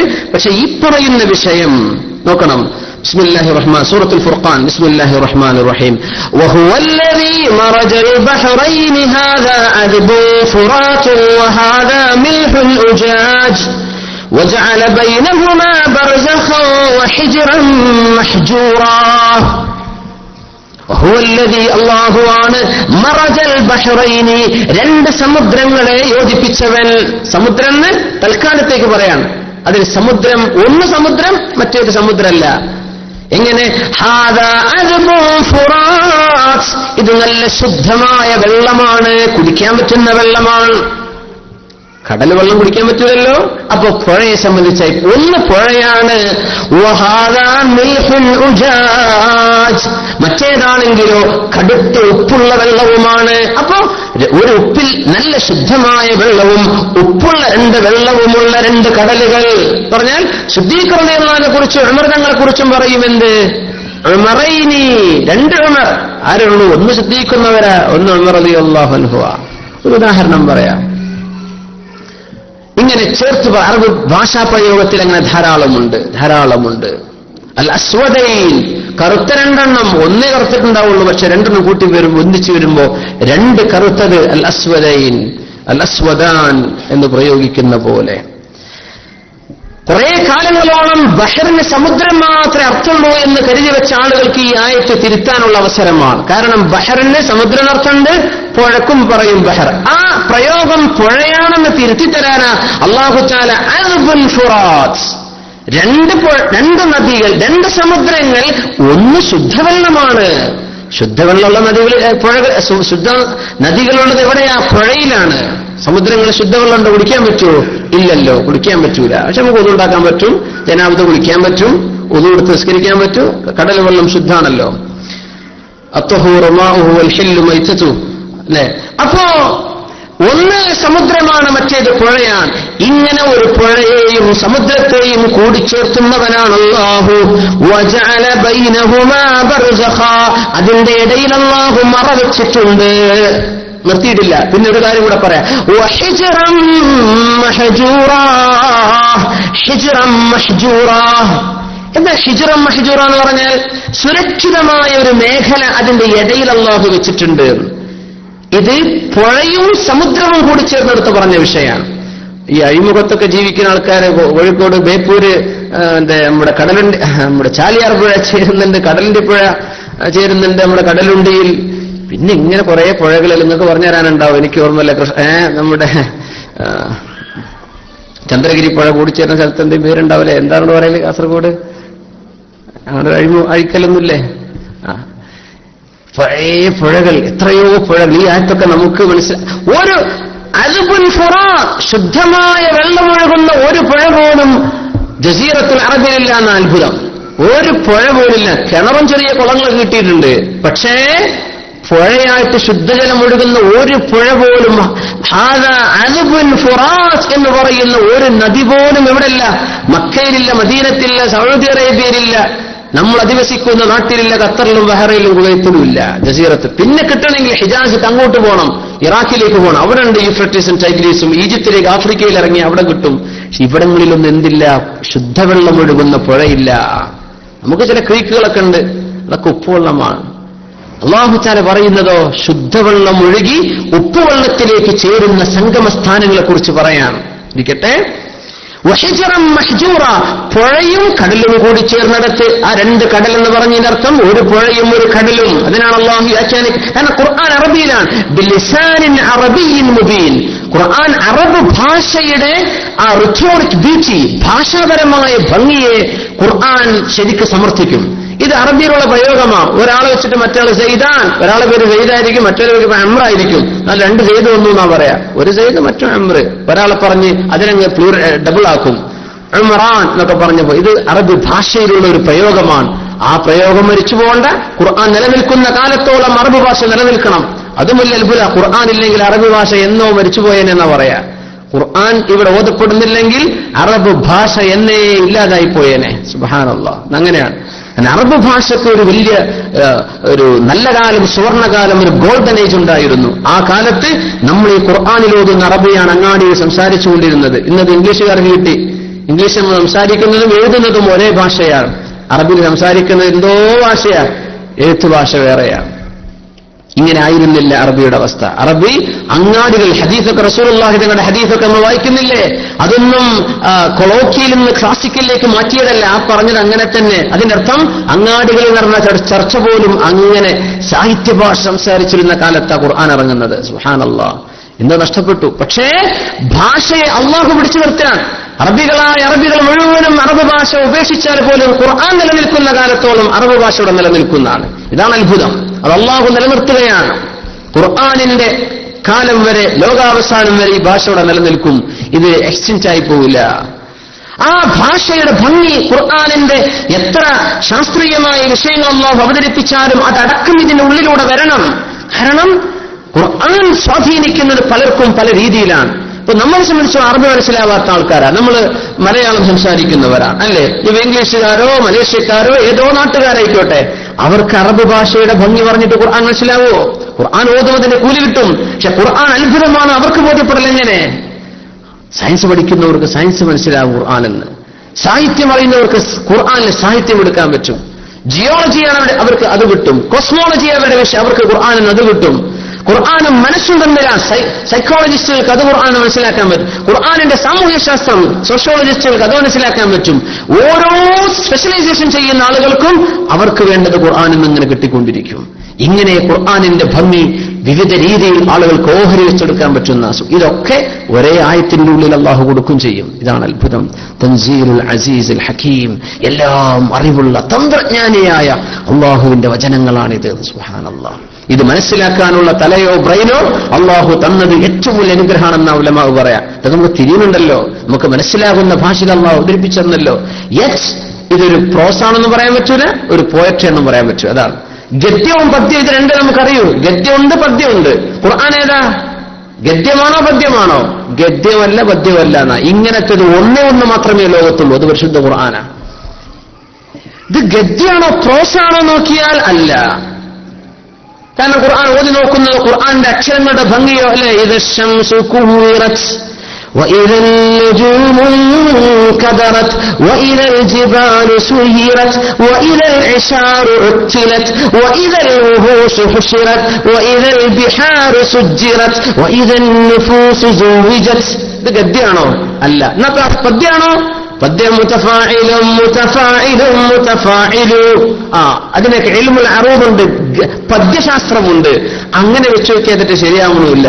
പക്ഷേ ഇത് ഗദ്യമല്ല, രണ്ടിന്റെയും ഇടക്കാ ഖുർആൻ. അതുകൊണ്ടാ ഖുർആനെ പോലത്തത് ലോകത്ത് കൊണ്ടുവരാൻ പറ്റൂല എന്ന് പറയാൻ കാരണം. മുനിങ്ങളെ കയ്യിലുണ്ടാകുമ്പോൾ നമുക്ക് ഇതിന്റെ വില അറിയില്ല, അതാണ് വിഷയം. നമ്മളങ്ങനെ അലമാരി കയറ്റി വെച്ചതാ റമളാൻ കഴിഞ്ഞ് വിറ്റേന്ന് അല്ലേ? പിന്നെ ഇതുവരെ ഇറക്കിയിട്ടില്ല ഖുർആനെ. യാ അല്ലാഹ്, ഇന്ന ഖൗമി ഇത്തഖദു ഹാദൽ ഖുർആന മഹ്ജൂറ വഖാല റസൂൽ. തിരുനബി സല്ലല്ലാഹു അലൈഹി വസല്ലം ഇവിടുന്ന് പറയും, പടച്ചോനെ എന്റെ ആളുകൾ ഖുർആനിനെ എടുത്തു വെച്ചല്ലോ, മഹ്ജൂറ, ഖുർആനെ എടുത്ത് തിരിഞ്ഞു നോക്കിയല്ലോ എന്ന് നബി പറയുന്ന പരലോകത്ത്. അള്ളാഹു ആ വിഭാഗത്തെ നമുക്ക് എടുത്താതിരിക്കുമാറാകട്ടെ. എടുത്തു ഓത മുഅ്മിനെ. കയ്യാണ് പോകുമ്പോഴേക്ക് ഇബ്ലീസ് പറയുന്നത് നമുക്ക് ഓതില്ലല്ലോ എന്ന്. എന്നാ പിന്നെ ആക്കാം, അല്ല പോയിട്ട് ഓത് എടുത്തിട്ട് വാ, എന്നിട്ട് ഓത്. അതാ ചെയ്യേണ്ടത് അല്ലേ? ആണ് എടുക്ക പടച്ചൊണിഞ്ഞിപ്പോ ഓതാ, നേരിൽ എന്റെ ബസ് വരാനായല്ലോ, എന്നാ ഒറ്റ രണ്ട് വരി ഓതിക്ക് എന്നിട്ട് വെച്ചേക്ക്, തൊടാതിരിക്കേണ്ട, ഒന്ന് തുറന്നേക്ക് ഒരു ദിവസമെങ്കിലും. തൊട്ടാൻ അടുക്കുമ്പോഴേക്ക് ഇബ്ലീസ് എന്തെങ്കിലുമൊക്കെ ഒരു വസ്വാസ് പറഞ്ഞു ഒഴിപ്പിക്കും. അങ്ങനെ നമുക്ക് ഖുർആൻ. പിന്നെ റമളാൻ വരുമ്പോ റമളാന്റെ പോലീസയില്ലേ, ഇന്നാ അൻസൽനാഹു ഫീ ലൈലത്തുൽ ഖദർ. ഇത് നമ്മൾ റമളാനിൽ മാത്രമേ കേൾക്കുന്നുള്ളൂ. ഇത് എല്ലാ കാലത്തും ഓതപ്പെടുന്ന സൂറത്താണ്, ആയത്താണ്, അള്ളാഹുവിന്റെ വചനമാണ്. നമ്മളാണ് ഇറക്കിയത്. ഇറക്കിയ സമയം ലൈലത്തുൽ ഖദറ. പക്ഷെ ഓദിക്കോ? ഈ ഖുർആൻ അവർ ഉപേക്ഷിച്ചല്ലോ എന്ന് അള്ളാഹുവിന്റെ റസൂൽ പറയുന്ന മഹ്ജൂറ. ഒരു പത്രം ഇങ്ങനെ വായിക്കുന്നുണ്ട്, എന്താ ഒന്ന് അത് കഴിഞ്ഞ് അടുത്ത പത്രം, മറ്റെന്താ പറഞ്ഞ ഇപ്പുറത്തുനിന്ന്, പിന്നെ ചാനലുകൾ അങ്ങനെ മാറി മാറി കാണുന്നുണ്ട്. ഖുർആൻ തുറന്നു നോക്കാൻ സമയമല്ല. ഇതാണ് മനുഷ്യന്മാരുടെ അവസ്ഥ. യാ അള്ളാഹ്, നമ്മൾ എന്തിനും അള്ളാഹുവിനോട് എന്ത് മറുപടി പറയാം? അത്ര ആലോചിച്ചാൽ മതി. ജനങ്ങളെല്ലാവരും എന്ത് ചെയ്യും നമുക്ക് നോക്കിയിട്ട് കാര്യമില്ല. നമ്മൾക്ക് മറുപടി ഉണ്ടോ പടച്ചവനോട് പറയാൻ? അത്ര ആലോചിക്കുക, അതിനനുസരിച്ച് അമല് ചെയ്യുക. പത്രം വായിക്കേണ്ട, നല്ല പത്രം വായിച്ചോളി. അതിൽ വായിക്കേണ്ടതൊക്കെ വായിക്കാം, പാടില്ലാത്ത പറ്റൂല. ന്യൂസ് നിങ്ങൾ അറിഞ്ഞോളി, അറിയേണ്ടത് അറിഞ്ഞോളി, അറിയേണ്ടത് എന്ത് ചെയ്യേണ്ട അറിയാൻ വെക്കും വേണ്ട, ചോദിച്ചറിയും വേണ്ട. പക്ഷേ ഖുർആൻ ഓതാൻ നമ്മൾ സമയം കണ്ടെത്തിയേ പറ്റൂ. അള്ളാഹു നമ്മെ സഹായിക്കുമാറാകട്ടെ. ഈ ഭയങ്കര നിധികളാണ്. അപ്പോ ഒരു പുഴയും ഒരു സമുദ്രവും കൂടിച്ചേരുന്നിടത്ത് അള്ളാഹു താല മറവെച്ചിട്ടുണ്ടെന്ന് പറഞ്ഞ് നിർത്തിയില്ല. അതിന്റെ ഇടയ്ക്ക് സുരക്ഷിതമായ ഒരു മേഖല അള്ളാഹു ഉണ്ടാക്കിയിട്ടുണ്ട്. ഹിജ്ർ എന്ന് പറഞ്ഞാൽ അതിന്റെ ഉള്ളിലുള്ള ആളുകൾക്ക് പുറത്തു പോകാൻ പറ്റുന്നില്ല. മഹ്ജൂർ എന്ന് പറഞ്ഞാൽ പുറത്തുള്ളവർക്ക് ഉള്ളിക്കും വരാൻ പറ്റുന്നില്ല. അങ്ങനത്തെ ഒരു സ്ഥലം ഹിജ്റൻ മഹ്ജൂറ. ഇത് ഒരു പുഴയും സമുദ്രം കൂടിച്ചേർന്നിടത്ത് അള്ളാഹു പറഞ്ഞിട്ടുള്ളൂ. ഇത് നോക്കൂ, സൂറത്തുൽ നംലിലേക്ക് വരുന്നു, 61-ാമത്തെ ആയത്ത്. ബിസ്മില്ലാഹിർ റഹ്മാനിർ റഹീം. അമ്മൻ ജഅലൽ അർള ഖറാറൻ വജഅല ഖിലാലഹാ അൻഹാറൻ വജഅല ലഹാ റവാസി وجعل بين البحرين حاجزا أإله مع الله بل أكثرهم لا يعلمون. അമ്മൻ ജഅലൽ അർള ഖറാറ, ഭൂമിയെ നിങ്ങൾക്ക് സുരക്ഷിതമായ വാസസ്ഥലമാക്കി തന്നവൻ അല്ലാഹുവല്ലേ. വജഅല ഖിലാലഹാ അൻഹാറ, ആ ഭൂമിയിലൂടെ ഒരുപാട് നദികളെ ഒരുക്കി തന്നതും അല്ലാഹുവല്ലേ. നിങ്ങൾ നോക്കിയാൽ കേരളത്തിൽ അവതരിച്ചതാ ഖുർആൻ നിങ്ങൾ തോന്നുമല്ലേ? അള്ളാഹുവിന്റെ റസൂലിന്റെ സ്വല്ലല്ലാഹു അലൈഹി വസല്ലം മക്കത്ത് വല്ല നദിയുണ്ടോ? ഖിലാലഹാ അൻഹാറ, എന്ത് നദിയുള്ളത്? ഒരു നദിയില്ല. സൗദി അറേബ്യയിൽ പുഴയില്ല, ശുദ്ധനദി വെള്ളമുള്ള പുഴയില്ല. ഹിജാസ്, ഈ അറേബ്യൻ പെനിൻസുലിൽ എവിടെയും ഒരു പുഴയില്ല. അല്ലാഹു പറഞ്ഞു നോക്കി. എല്ലാ രാജ്യക്കാർക്കും ഖുർആൻ ഇത് നമ്മളെ പറ്റി പറയണമെന്ന് തോന്നും. അതാണ് എല്ലാവർക്കും. ഇത് അറബിക്ക് അല്ല, അത് നിനക്കാണ്, നോക്കണം. അല്ല, തീരെ മഴയില്ലാത്ത ലോകത്താണ് അല്ലാഹു മഴയെപ്പറ്റി എത്ര നൂറുകണക്കിന് ആയത്തുകളാ മഴയെപ്പറ്റി. മഴ അങ്ങോട്ട് ചേർത്താ മഴ എന്ന് തോന്നാൻ വേണ്ടി ഒരു മഴ ഇറക്കുക എന്നല്ലാതെ മഴ പെയ്യുന്നുണ്ടോ ഇവിടെ? ഇല്ല. പക്ഷെ മഴയെപ്പറ്റി എത്ര അത്ഭുതങ്ങളാണ് പറഞ്ഞത്. മേഘം കുമിഞ്ഞുകൂടുന്ന ഇരുണ്ട മേഘം, കട്ടിയുള്ള മേഘം, പർവ്വതങ്ങളായി നിൽക്കുന്ന മേഘം, ഇതൊന്നും നമ്മളിവിടെ കാണില്ല. ഇതൊക്കെ നമ്മുടെ നാട്ടിലോ മറ്റേതെങ്കിലും രാജ്യങ്ങളിലാ കിടക്കുന്നത്. എല്ലാ ആളുകളെയും ഖുർആൻ ലക്ഷ്യം വെച്ചു എന്നിങ്ങനെ തോന്നുന്ന പ്രയോഗങ്ങൾ നോക്കിയാൽ, ജംഹരീറ കൊടിയ തണുപ്പിനെ കുറിച്ച് അല്ലാഹു പറയുന്നുണ്ട്. ഐസ് മലകളെ സംബന്ധിച്ച് പറയുന്നുണ്ട്. ബർദിനെ കുറിച്ച്, നമുക്ക് ഐസ് വീഴുണ്ടോ ഇവിടെ? ഇല്ല. അത് വീഴുന്ന ആളുകൾ ഓതുന്നു, പടച്ചോനെ ഇത് എന്റെ നാടിനെ പറ്റിയാണല്ലോ പടച്ചോനെ പറയുന്നത് എന്ന്. സുബ്ഹാനല്ലാഹ്. വജഅല ഖിലാലഹാ അൻഹാറാ. അഷ്റഫുൽ ഖൽഖ് നിറഞ്ഞ പരിശുദ്ധ ഖുർആനിൽ അല്ലാഹു പുഴകളെ സംബന്ധിച്ച് പറയുകയാണ്, അതിന്റെ ഇടയിൽ ഭൂമിയിൽ നിങ്ങൾക്ക് പുഴ തന്നവൻ അല്ലാഹു അല്ലേ. മനസ്സിലാക്കേണ്ട വിഷയങ്ങൾ, നമ്മൾ ആ വിഷയം അതല്ലാത്തുണ്ട്. പുഴ ഇങ്ങനെ ഒഴുകുക എന്ന് പറഞ്ഞാൽ, നമ്മളൊരു പുഴ, ഒരു കനാല് കീറി നമ്മൾ പുഴ ഉണ്ടാക്കിയാൽ, ഒരു പുഴയില്ലാത്ത സ്ഥലത്ത് നമ്മൾ ചാല് കീറി വിചാരിക്കുക, എന്നിട്ടുള്ള വെള്ളം പമ്പ് ചെയ്തു. ആ വെള്ളം എത്ര ദിവസം നിൽക്കുക കനാലില്? അടിയിൽ സിമെന്റ് ചെയ്തിട്ടില്ലെങ്കിൽ ഒരു ദിവസം തികച്ചു നിൽക്കുവോ? ഇല്ല, അത് പറ്റിപ്പോവും. പുഴകൾ ഒഴുകണമെങ്കിൽ ഭൂമിന്റെ അടിയിൽ നിന്നും മേലോട്ട് വെള്ളം സ്പ്രൗട്ട് ചെയ്ത് വന്നുകൊണ്ടേയിരിക്കുകയാണ്. ഉള്ളിൽ നനഞ്ഞു നിറഞ്ഞു നിൽക്കുകയാണ്. പക്ഷെ അതിന്റെ ചുറ്റുഭാഗങ്ങൾ, അതിന്റെ ഓരങ്ങൾ ഉണങ്ങിയതാ. ഈ ഭാഗത്ത് വെള്ളം ഒഴുകിക്കൊണ്ടിരിക്കുകയാണ്. യാ അല്ലാഹ്, അങ്ങനെ ഒഴുകണമെങ്കിൽ ഭൂമിന്റെ ഉള്ളിൽ നിന്ന് ഈ വെള്ളത്തെ താങ്ങി നിർത്താൻ മാത്രം ഈർപ്പം മണ്ണിൽ അല്ലാഹു ആദ്യം വെച്ചു കൊടുക്കണം. സുബ്ഹാനല്ലാഹ്. നമ്മൾ മണൽ വാരുമ്പോൾ അത് വച്ചണത് അല്ലേ? പിന്നെ മണലില്ലാതെ നമുക്ക് പുരണ്ടാക്കാനും വയ്യ. പിന്നെന്ത് ചെയ്യും? ആയിക്കോട്ടെ, ഖലഖലകും മാ ഫിൽ അർളി ജമീഅ. അത് നിങ്ങളും പഞ്ചായത്തിലും പോലീസുകാരും ആയിക്കോട്ടെ. പക്ഷെ ഈ പുഴയെ സംബന്ധിച്ച് അല്ലാഹു തആല പറയുന്ന വിഷയം അത്ഭുതമാണ്, അത്ഭുതമാണ്. അതിന്റെ ഉള്ളിലൂടെ വെള്ളം മേലോട്ട് താങ്ങി നിർത്തുകയാണ് പുഴകളെ അല്ലാഹു തആല. വജഅല ലഹാ റവാസി. ഭൂമിക്ക് അല്ലാഹു തആല താങ്ങുകളായി പർവ്വതങ്ങളെ വെച്ചിട്ടുണ്ട്. ഔഛാദ, ആണികളാണെന്ന്. ആണി എന്ന് പറഞ്ഞാൽ, ഇവിടെ ആണി അടിച്ചാൽ ആണി താഴേക്ക് പോകണം, അപ്പോഴാണ് ആണി എന്ന് പറയാം. ഔഛാദൻ, റവാസിയ. പർവ്വതങ്ങൾ നോക്കിക്കഴിഞ്ഞാൽ ഏത് പർവ്വതങ്ങളും നിൽക്കുന്നത് ഉള്ളിലേക്ക്. മേലൊരു പർവ്വതം നിന്നാൽ അതിന്റെ താഴേക്ക് ഇങ്ങനെ ഒരു കുനിഞ്ഞൊരു ഭാഗം കാണും. ഒരു ആണി പോയ പോലെ, ഒരാൾ കുഴിച്ചിട്ട പോലെയാ പർവ്വതങ്ങൾ നിൽക്കുന്നത്. ഇതൊക്കെ ഇന്ന് പർവ്വതങ്ങളെ സംബന്ധിച്ചുള്ള പഠനങ്ങൾ മനസ്സിലായ വിഷയങ്ങളാണ്. അല്ലെങ്കിൽ ആരാ അതിന്റെ ഉള്ളൊക്കെ പോയി കണ്ടത്? മേലോട്ട് എത്ര ഉണ്ടോ പർവ്വതം, അതിന്റെ ഒട്ടുമുക്കാൽ ഭാഗം ഭൂമിന്റെ ഉള്ളിലേക്ക് താഴ്ന്നു കിടക്കുന്നുണ്ട്. ആണിയടിച്ച പോലെ എന്ന് അല്ലാഹു പറഞ്ഞു. എന്ന് പറഞ്ഞാൽ ആ താഴേക്ക് കിടക്കുന്നുണ്ട്, വേരുകളുണ്ട് പർവ്വതങ്ങൾക്ക്. വജഅല ബൈനൽ ബഹറൈനി ഹാജിസ. രണ്ട് സമുദ്രങ്ങൾക്കിടയിൽ മറവച്ചവനാണ് അല്ലാഹു തആല. ഇത് രണ്ട് സമുദ്രങ്ങളെ പറ്റിയാണ് പറഞ്ഞത്, പുഴയും സമുദ്രമല്ല. ഇവിടെ രണ്ട് സമുദ്രങ്ങൾ തന്നെ. എന്തേ അദബുൽ ഫുറാത്ത് എന്നുള്ള പറഞ്ഞു തന്നിട്ടില്ല. രണ്ട് സമുദ്രങ്ങൾ മതി. അവിടെ ഒരു ഹാജിസൻ, ഒരു മറയുണ്ട്. ഓരോ സമുദ്രത്തിന്റെ വെള്ളത്തിന്റെ രുചിയോ ഉപ്പിന്റെ സാന്ദ്രതയോ ഓക്സിജന്റെ അളവോ ഇപ്പുറത്തുള്ള സമുദ്രത്തിലേക്ക് ഇടിച്ചു കയറുന്നില്ല. രണ്ടും കൂടിച്ചേരുന്നുണ്ട്. പക്ഷേ ഈ കടലിന്റെ സ്വഭാവം ഇവിടെ കിടക്കുകയാണ്, ഇതിന്റേത് ഇവിടെയാണ്. കോടാനുകോടി വർഷങ്ങൾ ഇവകൾ ഭൂമിയിലുണ്ട് എന്ന് സങ്കല്പിച്ചാൽ തന്നെ തിരമാലകളും ഹൈ ടൈഡുകളും ലോ ടൈഡുകളും വേലിയിറക്കങ്ങളും വേലികയറ്റങ്ങളും ഒക്കെ നടന്നിട്ടും സുനാമി പോലെയുള്ള വലിയ വലിയ കോളിളങ്ങൾ കടലിൽ സംഭവിച്ചിട്ടും രണ്ട് കടലുകളുടെ വെള്ളങ്ങൾ കൂടിച്ചേരുന്ന സ്ഥാനങ്ങൾ അല്ലാഹു മറവെച്ച പോലെ ഹാജിസ, അവിടെ അല്ലാഹു മറവെച്ചിട്ടുണ്ട്. ഇത് മറ്റൊന്നിലേക്ക് കൂടിച്ചേർന്നിട്ടില്ല. സുബ്ഹാനല്ലാഹ്. ഒരൽപ്പ വെള്ളല്ലേ. ഈ ആയത്തിനെ ചർച്ച ചെയ്തുകൊണ്ട് ഏതോ ഒരു യുക്തിവാദി ഡിബേറ്റ് നടത്തിയെന്ന് അയാൾ പറയുന്നത്, ഒരു ഗ്ലാസ് വെള്ളം, ഉപ്പ് വെള്ളം, ഒരു ഗ്ലാസ് ശുദ്ധവെള്ളത്തിൽ മിക്സ് ചെയ്ത് കൂടിച്ചേരുന്ന ആർക്കാ അറിയാത്തത്? അതിന് പൊന്നു സഹോദര, 2 ഗ്ലാസ്സിലെ വെള്ളത്തെ കുറിച്ചല്ല അല്ലാഹു, സമുദ്രങ്ങളെ കുറിച്ചാണ് അല്ലാഹു പറയുന്നത്. അതിപ്പോ അവിടെ ഡിബേറ്റ് ചെയ്ത ആളത് പറഞ്ഞു കൊടുത്തിട്ടില്ല. മനുഷ്യന്മാരെങ്ങനെ ചോദിക്കും, ശരിയല്ലേ, ഉപ്പ് വെള്ളവും ശുദ്ധവെള്ളവും, വെള്ളത്തെക്കുറിച്ചല്ല അല്ലാഹു പറയുന്നത്. അല്ലാഹു പറയുന്നത് എന്റെ ഗ്ലാസ്സിലെ വെള്ളമല്ല, സമുദ്രങ്ങളാണ്. സമുദ്രവും പുഴയും കൂടി, 2 സമുദ്രങ്ങൾ കൂടിച്ചേർന്നിടത്ത് ഇത് വ്യക്തമാണ്. അല്ലാതൊരു ഗ്ലാസ്. ഈ ഹാജിജൻ അല്ലാഹു മറവച്ചു എന്ന് പറഞ്ഞ ഒരു മറ എന്ന് പറയുന്ന സംഗതി ഒരുപക്ഷെ 1 കിലോമീറ്ററോളം ഉണ്ടായേക്കാം. അതിവിടെ വിഷയമല്ല. സമുദ്രവും കടലും കൂടി ചേർന്നിടത്ത് ഹിജ്റം മഹ്ജൂറ, സുരക്ഷിതമായ ഒരു വലയമുണ്ട് എന്ന് അല്ലാഹു പറഞ്ഞു. ഈ വലയം 2 സമുദ്രങ്ങൾ കൂടിച്ചേരുന്നിടത്തുള്ള പറഞ്ഞില്ല. ഇൻഷാ അല്ലാഹ് വഴിയെ പറയാം. ഇനി അല്ലാഹു സൂറത്തുർ റഹ്മാനിൽ പറയുന്ന വിഷയം മറജൽ ബഹറൈനി യൽതഖിയാൻ. നമ്മൾ നിൽക്കുന്ന ആയത്തിലാണ് ബൈനഹുമാ ബർസഖുൽ ലാ യബ്ഗിയാൻ. ജസാകുല്ലാഹു ഖൈർ. മറജൽ ബഹ്റൈനി യൽതഖിയാൻ, രണ്ട് സമുദ്രങ്ങളെ കൂട്ടിയോജിപ്പിച്ചവനാണ് അല്ലാഹു. ബൈനഹുമാ ബർസഖുൻ ലാ യബ്ഗിയാൻ, ആ സമുദ്രങ്ങൾക്കിടയിൽ ഒരു മറയുണ്ട്, ഒന്ന് മറ്റൊന്നിനെ അതിക്രമിച്ചു കയറുന്നില്ല. സമുദ്രങ്ങളെ സംബന്ധിച്ച് പഠിച്ചു നോക്കിയപ്പോഴാണ് മെഡിറ്ററേനിയൻ കടൽ, അൽ ബഹ്റുൽ അബിയൽ അൽ മുതവസ്സിത്ത്, മെഡിറ്ററേനിയൻ കടൽ നമ്മുടെ സൈപ്രസ് ഒക്കെയുള്ള മെഡിറ്ററേനിയൻ കടൽ, പലസ്തീനിന്റെ ഒരു ഭാഗം മെഡിറ്ററേനിയനാണ്.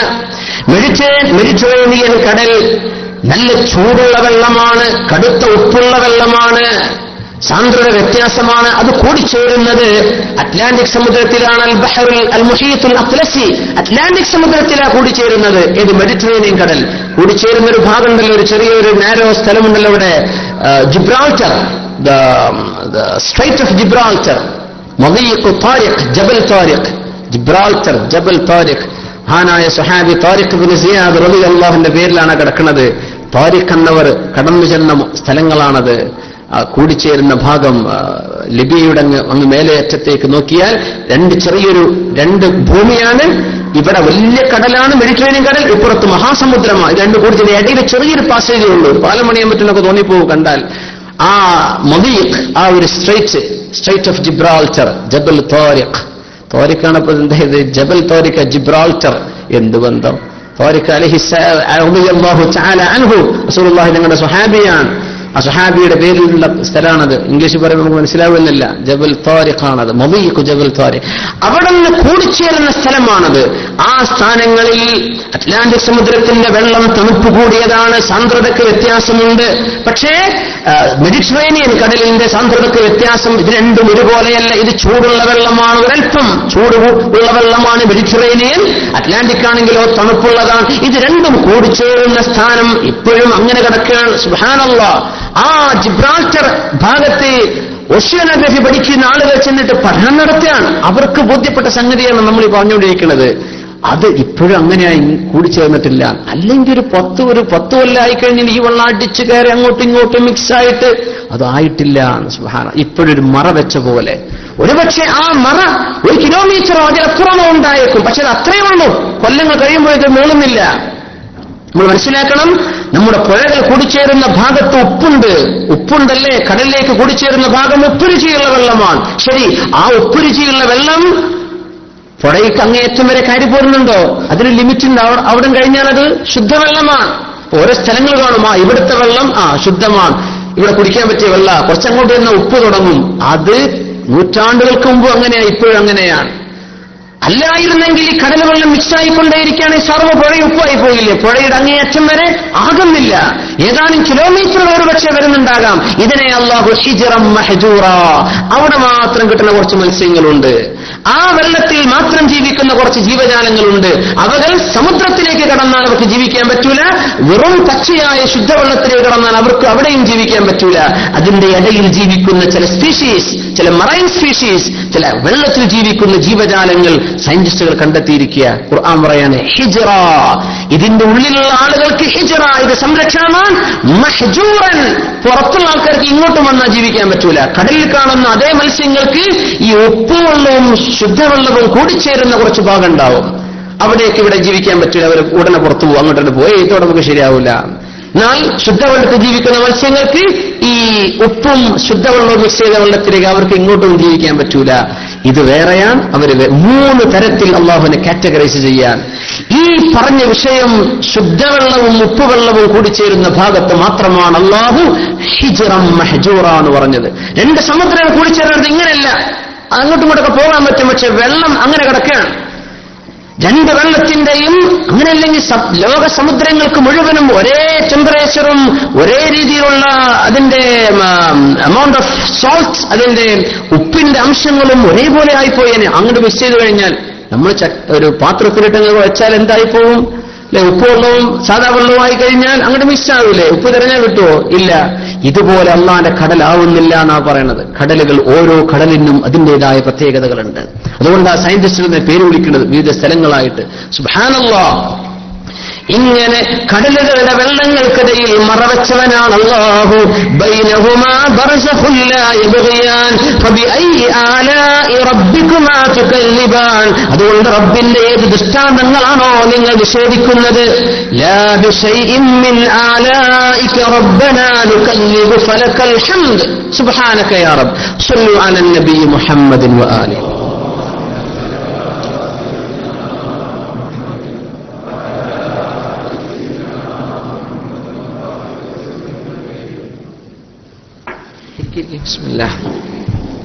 നമ്മൾ ഇന്നത്തെ ദർസ് കടലിനെ പറ്റിയാണ്. അതാണ്, അങ്ങനെ വിചാരിച്ചാൽ മതി. നമ്മൾ പ്രത്യേകം മനസ്സിലാക്കാം. നമ്മൾ എന്ത് ചെയ്യണം? നമ്മൾ നാട്ടിൽ വേലറിണ പോലുള്ള വേല സദസ്സല്ലത്. നമ്മൾ പഠിക്കാൻ വേണ്ടി വരുന്നവരാണ് അല്ലേ?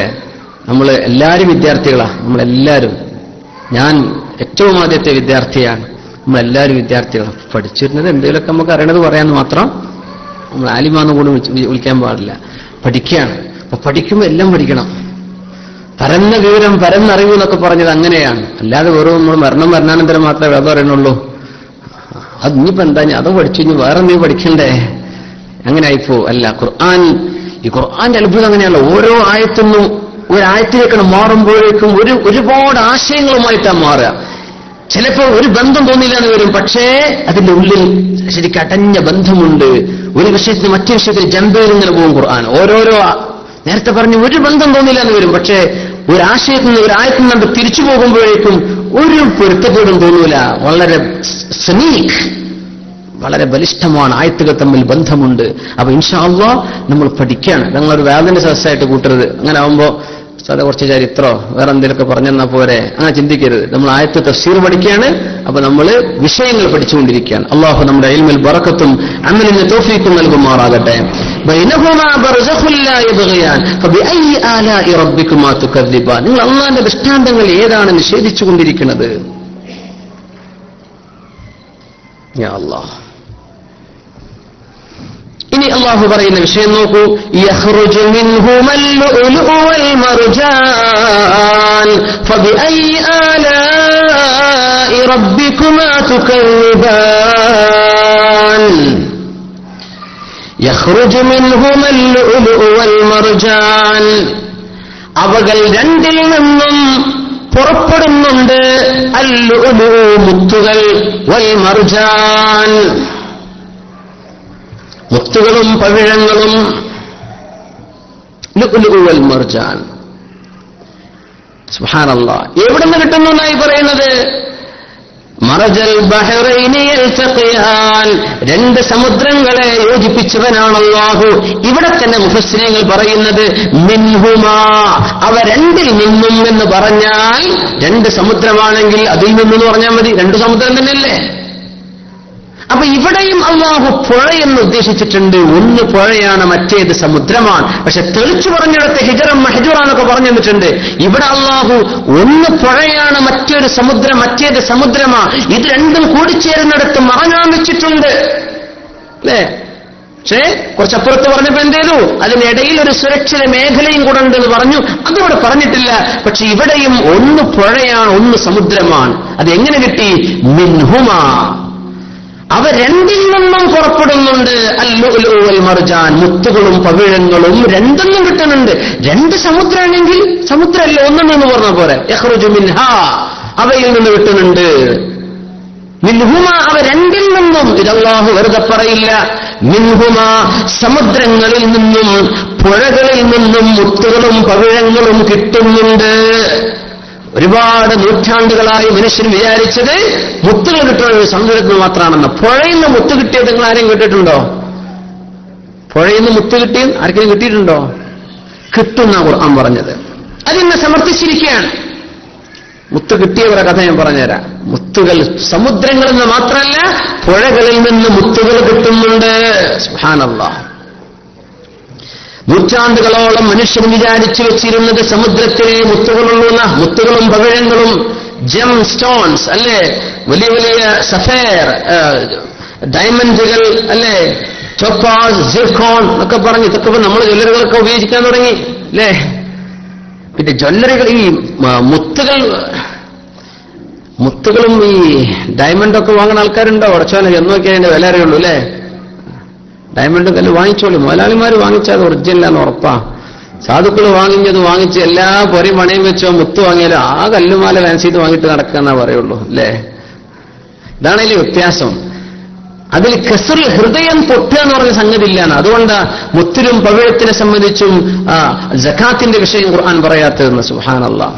അത് മാത്രമല്ല, മുത്തിന്റെ പാത്രങ്ങൾ ഉണ്ടാക്കലോ ഉപയോഗിക്കലോ, ഇപ്പോൾ സ്വർണത്തിന്റെ പാത്രങ്ങൾ ഉപയോഗിക്കൽ ഫിഖഹിന്റെ കാഴ്ചപ്പാടിൽ പാടില്ലാത്തതാണെന്നാണ്. കസ്റുൽ ഖുലൂബ്, ഹൃദയങ്ങളെ പൊട്ടിക്കൽ വരും. പാവപ്പെട്ട മനുഷ്യന്മാർ കാണുമ്പോൾ അയ്യാ അള്ളാന്റെ കുട്ടിക്ക് കാതുക്കൊരു ഒരു ചെറിയൊരു സാധനം നോക്കിയിട്ട് കിട്ടിയിട്ടില്ല, സ്വർണത്തിന്റെ കോപ്പയിലാവും ചായ കുടിക്കുന്നത്. പടച്ചോനെ, കസ്റുൽ ഖുലൂബ്, ഹൃദയം പൊട്ടുന്ന വേദന വരും പാവപ്പെട്ടവൻ കാണുമ്പോ.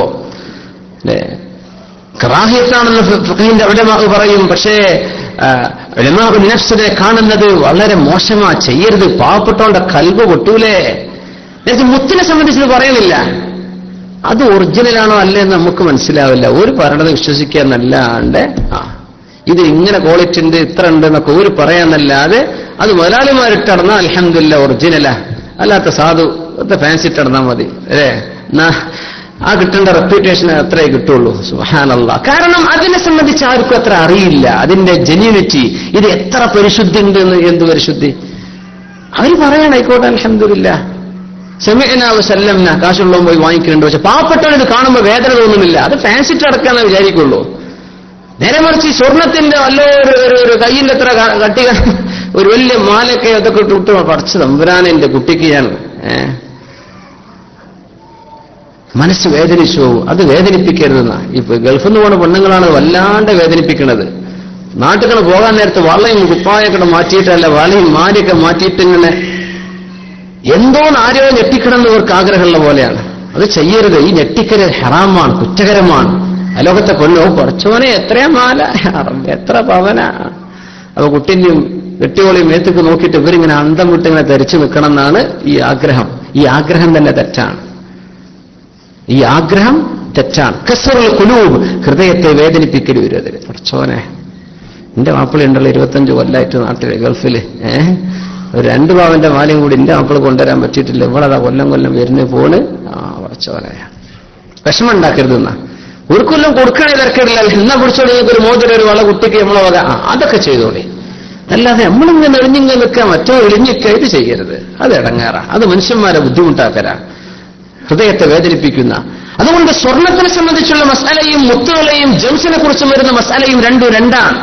കാരണം ഇതിൽ ജെന്യൂൻ ഏതാണ് ഫ്രോഡ് ഏതാണെന്ന് ആർക്കും തിരിയില്ല എന്നാ. അധികം ആളുകൾക്ക് മനസ്സിലാക്കാൻ പറ്റൂല. അതിന്റെ ആളുകൾക്ക് എക്സ്പെർട്സിന് മനസ്സിലാവും. സുബ്ഹാനല്ലാഹ്. ഈ മുത്തുകൾ എവിടെ ഉണ്ടാകും, മുത്തുകൾ രൂപപ്പെടുന്നത് എങ്ങനെയെന്ന് വലിയ അത്ഭുതമാണ്. സുബ്ഹാനല്ലാഹ്. അള്ളാഹുവിന്റെ സൃഷ്ടികളിൽ വലിയൊരു അത്ഭുതമാണ് ലുഅ്ലുഉ വൽ മർജാൻ. അള്ളാഹു ഡയമണ്ട്സിനെ കുറിച്ചാണ് പറയുന്നത്, ജം സ്റ്റോണുകളെ കുറിച്ചാണ് ഈ പറഞ്ഞുകൊണ്ടിരിക്കുന്നത്. അല്ലെ? ഇന്നത്തെ ഏറ്റവും വലിയ ചർച്ചപ്പ് അതാണ്. ഇന്ന് വലിയ ഡയമണ്ട് എടുത്താൽ നിങ്ങൾക്ക് എത്ര ഡിസ്കൗണ്ട് ഒന്നും ആരും വാങ്ങണില്ല. നിങ്ങൾ വാങ്ങുകയാണെങ്കിൽ ഡിസ്കൗണ്ട് തരാണ് അല്ലേ? അപ്പൊ അതിന് ഭയങ്കര ഓഫറാ. സ്വർണത്തിന് അതിന് ഓഫറൊന്നുമില്ല ഇപ്പോ. സുബ്ഹാനല്ലാഹ്. ആയിക്കോട്ടെ. ഖുർആൻ അതിനെ സംബന്ധിച്ചും ചർച്ച ചെയ്യാണ്. യഖ്റുജു മിൻഹുമാ, ഇവ രണ്ടിൽ നിന്നും പുറപ്പെടുന്നുണ്ട്. അൽ-ലുഅ്ലുഉ വൽ മർജാൻ, മുത്തുകളും പവിഴങ്ങളും കടലിൽ നിന്ന് കിട്ടുന്ന പോലെ ശുദ്ധവെള്ളത്തിൽ നിന്ന് കിട്ടുന്നുണ്ട്. ഇത് ഖുർആൻ പറയുന്ന ഇജാസാണ്. ഇതാണ് ഇജാസ്. ഇതൊരു മനുഷ്യന് പറയാൻ പറ്റൂല. കാരണം കടലിനെ കിട്ടിപ്പോന്നിട്ടുള്ളൂ. UAE പോലുള്ള ഏറ്റവും കൂടുതൽ മുത്തുകൾ പേൾ ഡൈവിംഗ് ചെയ്തുകൊണ്ടിരുന്ന രാജ്യം ബഹ്റൈനായിരുന്നു. പിന്നെ UAE, ഇവിടെയുള്ള പ്രദേശങ്ങളൊക്കെ കടലിൽ പോയി മുങ്ങിയിട്ട് മുത്തുവാരി കൊണ്ടുവന്ന് ജീവിച്ചിരുന്ന ആളുകളായിരുന്നു. അങ്ങനെയാണ് ജപ്പാൻകാർ ആർട്ടിഫിഷ്യൽ മുത്തുകൾ ഉണ്ടാക്കാൻ തുടങ്ങിയപ്പോഴാ ആ ഒരു പ്രൊഫഷൻ ഡിക്ലൈൻ ആയി പോയത്. അപ്പോഴാ പിന്നെ അള്ളാഹു തആല ഭൂമിന്റെ ഉള്ളിൽ നിന്ന് പെട്രോൾ കാണിച്ചു കൊടുത്തത്. യാ അള്ളാഹ്. 1960കളിൽ ജപ്പാൻകാർ എന്ത് ചെയ്തു? ആർട്ടിഫിഷ്യൽ പേൾ ഉണ്ടാക്കാൻ തുടങ്ങി. അപ്പോ പേൾ വാങ്ങിക്കാൻ ആളുകളില്ല. ഈ പേളൊക്കെ ആരാ വാങ്ങിപ്പോയത്? ഇന്ത്യയിലെ രാജാക്കന്മാർ, ചൈനയിലെ രാജാക്കന്മാർ. ഇപ്പൊ ചരിത്രം പരിശോധിച്ച് നോക്കുമ്പോഴാണ് അത്ഭുതം നോക്കുന്നത്. ഇവിടുന്ന് അറബികൾ മുക്കി വെള്ളത്തിൽ മുങ്ങി ഒരുപാട് തപ്പിപ്പിടിച്ച് കൊണ്ടുവരും. അതും മെയ്, ജൂൺ, ജൂലൈ, ഓഗസ്റ്റ് മാസങ്ങളിലെ ഈ പേളിന്റെ സീസൺ. ഒരു കൊല്ലം കാത്തിരിക്കണം. ആ ഒരു 4 മാസം ഹണ്ട് ചെയ്താലും ചിലപ്പോൾ ഒന്നും കിട്ടിയില്ല എന്ന് വരും. ചിലപ്പോൾ ഒന്ന് കിട്ടിയാൽ 4 ജനറേഷന് ജീവിക്കാൻ മാത്രമുള്ള പൈസ അതിന് കിട്ടും ചെയ്യും. 1840കളിൽ ഒരു പേൾ എത്ര 1,00,000 സംതിങ് പൗണ്ടുകൾക്ക് യൂറോപ്പുകാരെ വാങ്ങിപ്പോയിട്ടുണ്ട്. ഒറ്റ പേൾ. ഈ പേളിന്റെ ഹിസ്റ്ററിയിൽ കാണാൻ പറ്റും. ചിലപ്പോൾ ഒന്നും കിട്ടിയില്ല എന്ന് വരും. അങ്ങനെയാണെങ്കിൽ പിന്നെ മാസങ്ങളോളം വെറുതെ തന്നെ തിന്നാനില്ല. കാരണം ഈ മുങ്ങിത്തപ്പാൻ പോകുന്ന ബോട്ട് അതിന്റെ സാധനങ്ങളൊക്കെ വാടക എടുക്കണം. ഇത് മുങ്ങി കിട്ടിയിട്ട് വേണം ഇതിന് പൈസ കൊടുക്കാൻ. അത് കിട്ടാതെ വരും. യാ അല്ലാഹ്. ഇത് വാങ്ങിച്ചു കൊണ്ടുപോയതോ ഇന്ത്യയിലെ രാജാക്കന്മാർ, മുലൂക്കുൽ ഹിന്ദ്, ഇന്ത്യയിലെ ഭരണാധികാരികൾ അതൊക്കെ വാങ്ങിച്ചുകൊണ്ടുപോയത്. സുബ്ഹാനല്ലാഹ്. ചൈനക്കാരും ഒസ്സീൻ, ചൈനയിൽ ഇതിന്റെ എന്റെ ചരിത്രങ്ങൾ വായിച്ചിട്ടുണ്ടാവും. സുബ്ഹാനല്ലാഹ്. യഖ്റുജു മിൻഹുൽ ലുഅ്ലുഉ വൽ മർജാൻ. പരിശുദ്ധ ഖുർആൻ ചാലഞ്ച് ചെയ്യുകയാണ്. സമുദ്രങ്ങളിൽ നിന്ന് മുത്തുകൾ കിട്ടുന്ന പോലെ അല്ലാഹു നിങ്ങൾക്ക് മുത്തുകൾ വെച്ചിട്ടുണ്ട്. ശുദ്ധവെള്ളത്തിലും മുത്തുകൾ കാണാൻ കഴിയും. ബിഅയ്യി ആലാഇ റബ്ബികുമാ തുകയ്യിബാൻ. നിങ്ങൾ അല്ലാഹുവിന്റെ ഏത് ദൃഷ്ടാന്തങ്ങളെയാണ് കളവാക്കിക്കൊണ്ടിരിക്കുന്നത്?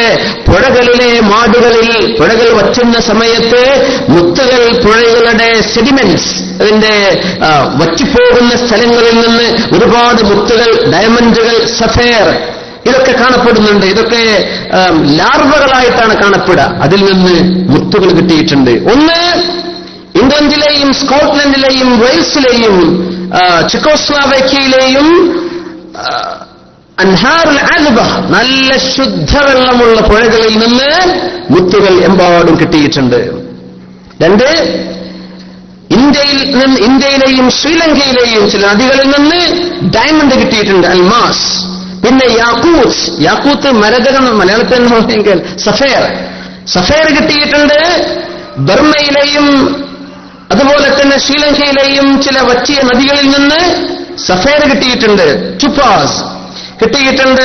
ബ്രസീലിലെയും സൈബീരിയയിലെയും നദികളിൽ നിന്ന് കിട്ടിയിട്ടുണ്ട്. സുബ്ഹാനല്ലാഹ്. അങ്ങനെ ഒരുപാട് ജം സ്റ്റോണുകൾ, വളരെ വിലപ്പെട്ട പ്രഷ്യസ് സ്റ്റോൺസ് നദികളിൽ നിന്ന് കിട്ടിയിട്ടുണ്ട്. ശുദ്ധവെള്ളമുള്ളത് ഇതൊക്കെ ഈ 1940കളിലായി സംഭവം അറിയുന്നത്. ഇവിടെയും കിട്ടാനുണ്ട്. ഖുർആൻ ഇറങ്ങിയത് 1400 വർഷങ്ങൾക്ക് മുമ്പ്. മിൻഹുമാ, ഒരു മാനം ചേരുമ്പോഴേക്ക് എന്തായി അർത്ഥം? വെള്ളം രണ്ട് വെള്ളത്തിൽ നിന്ന് കിട്ടും.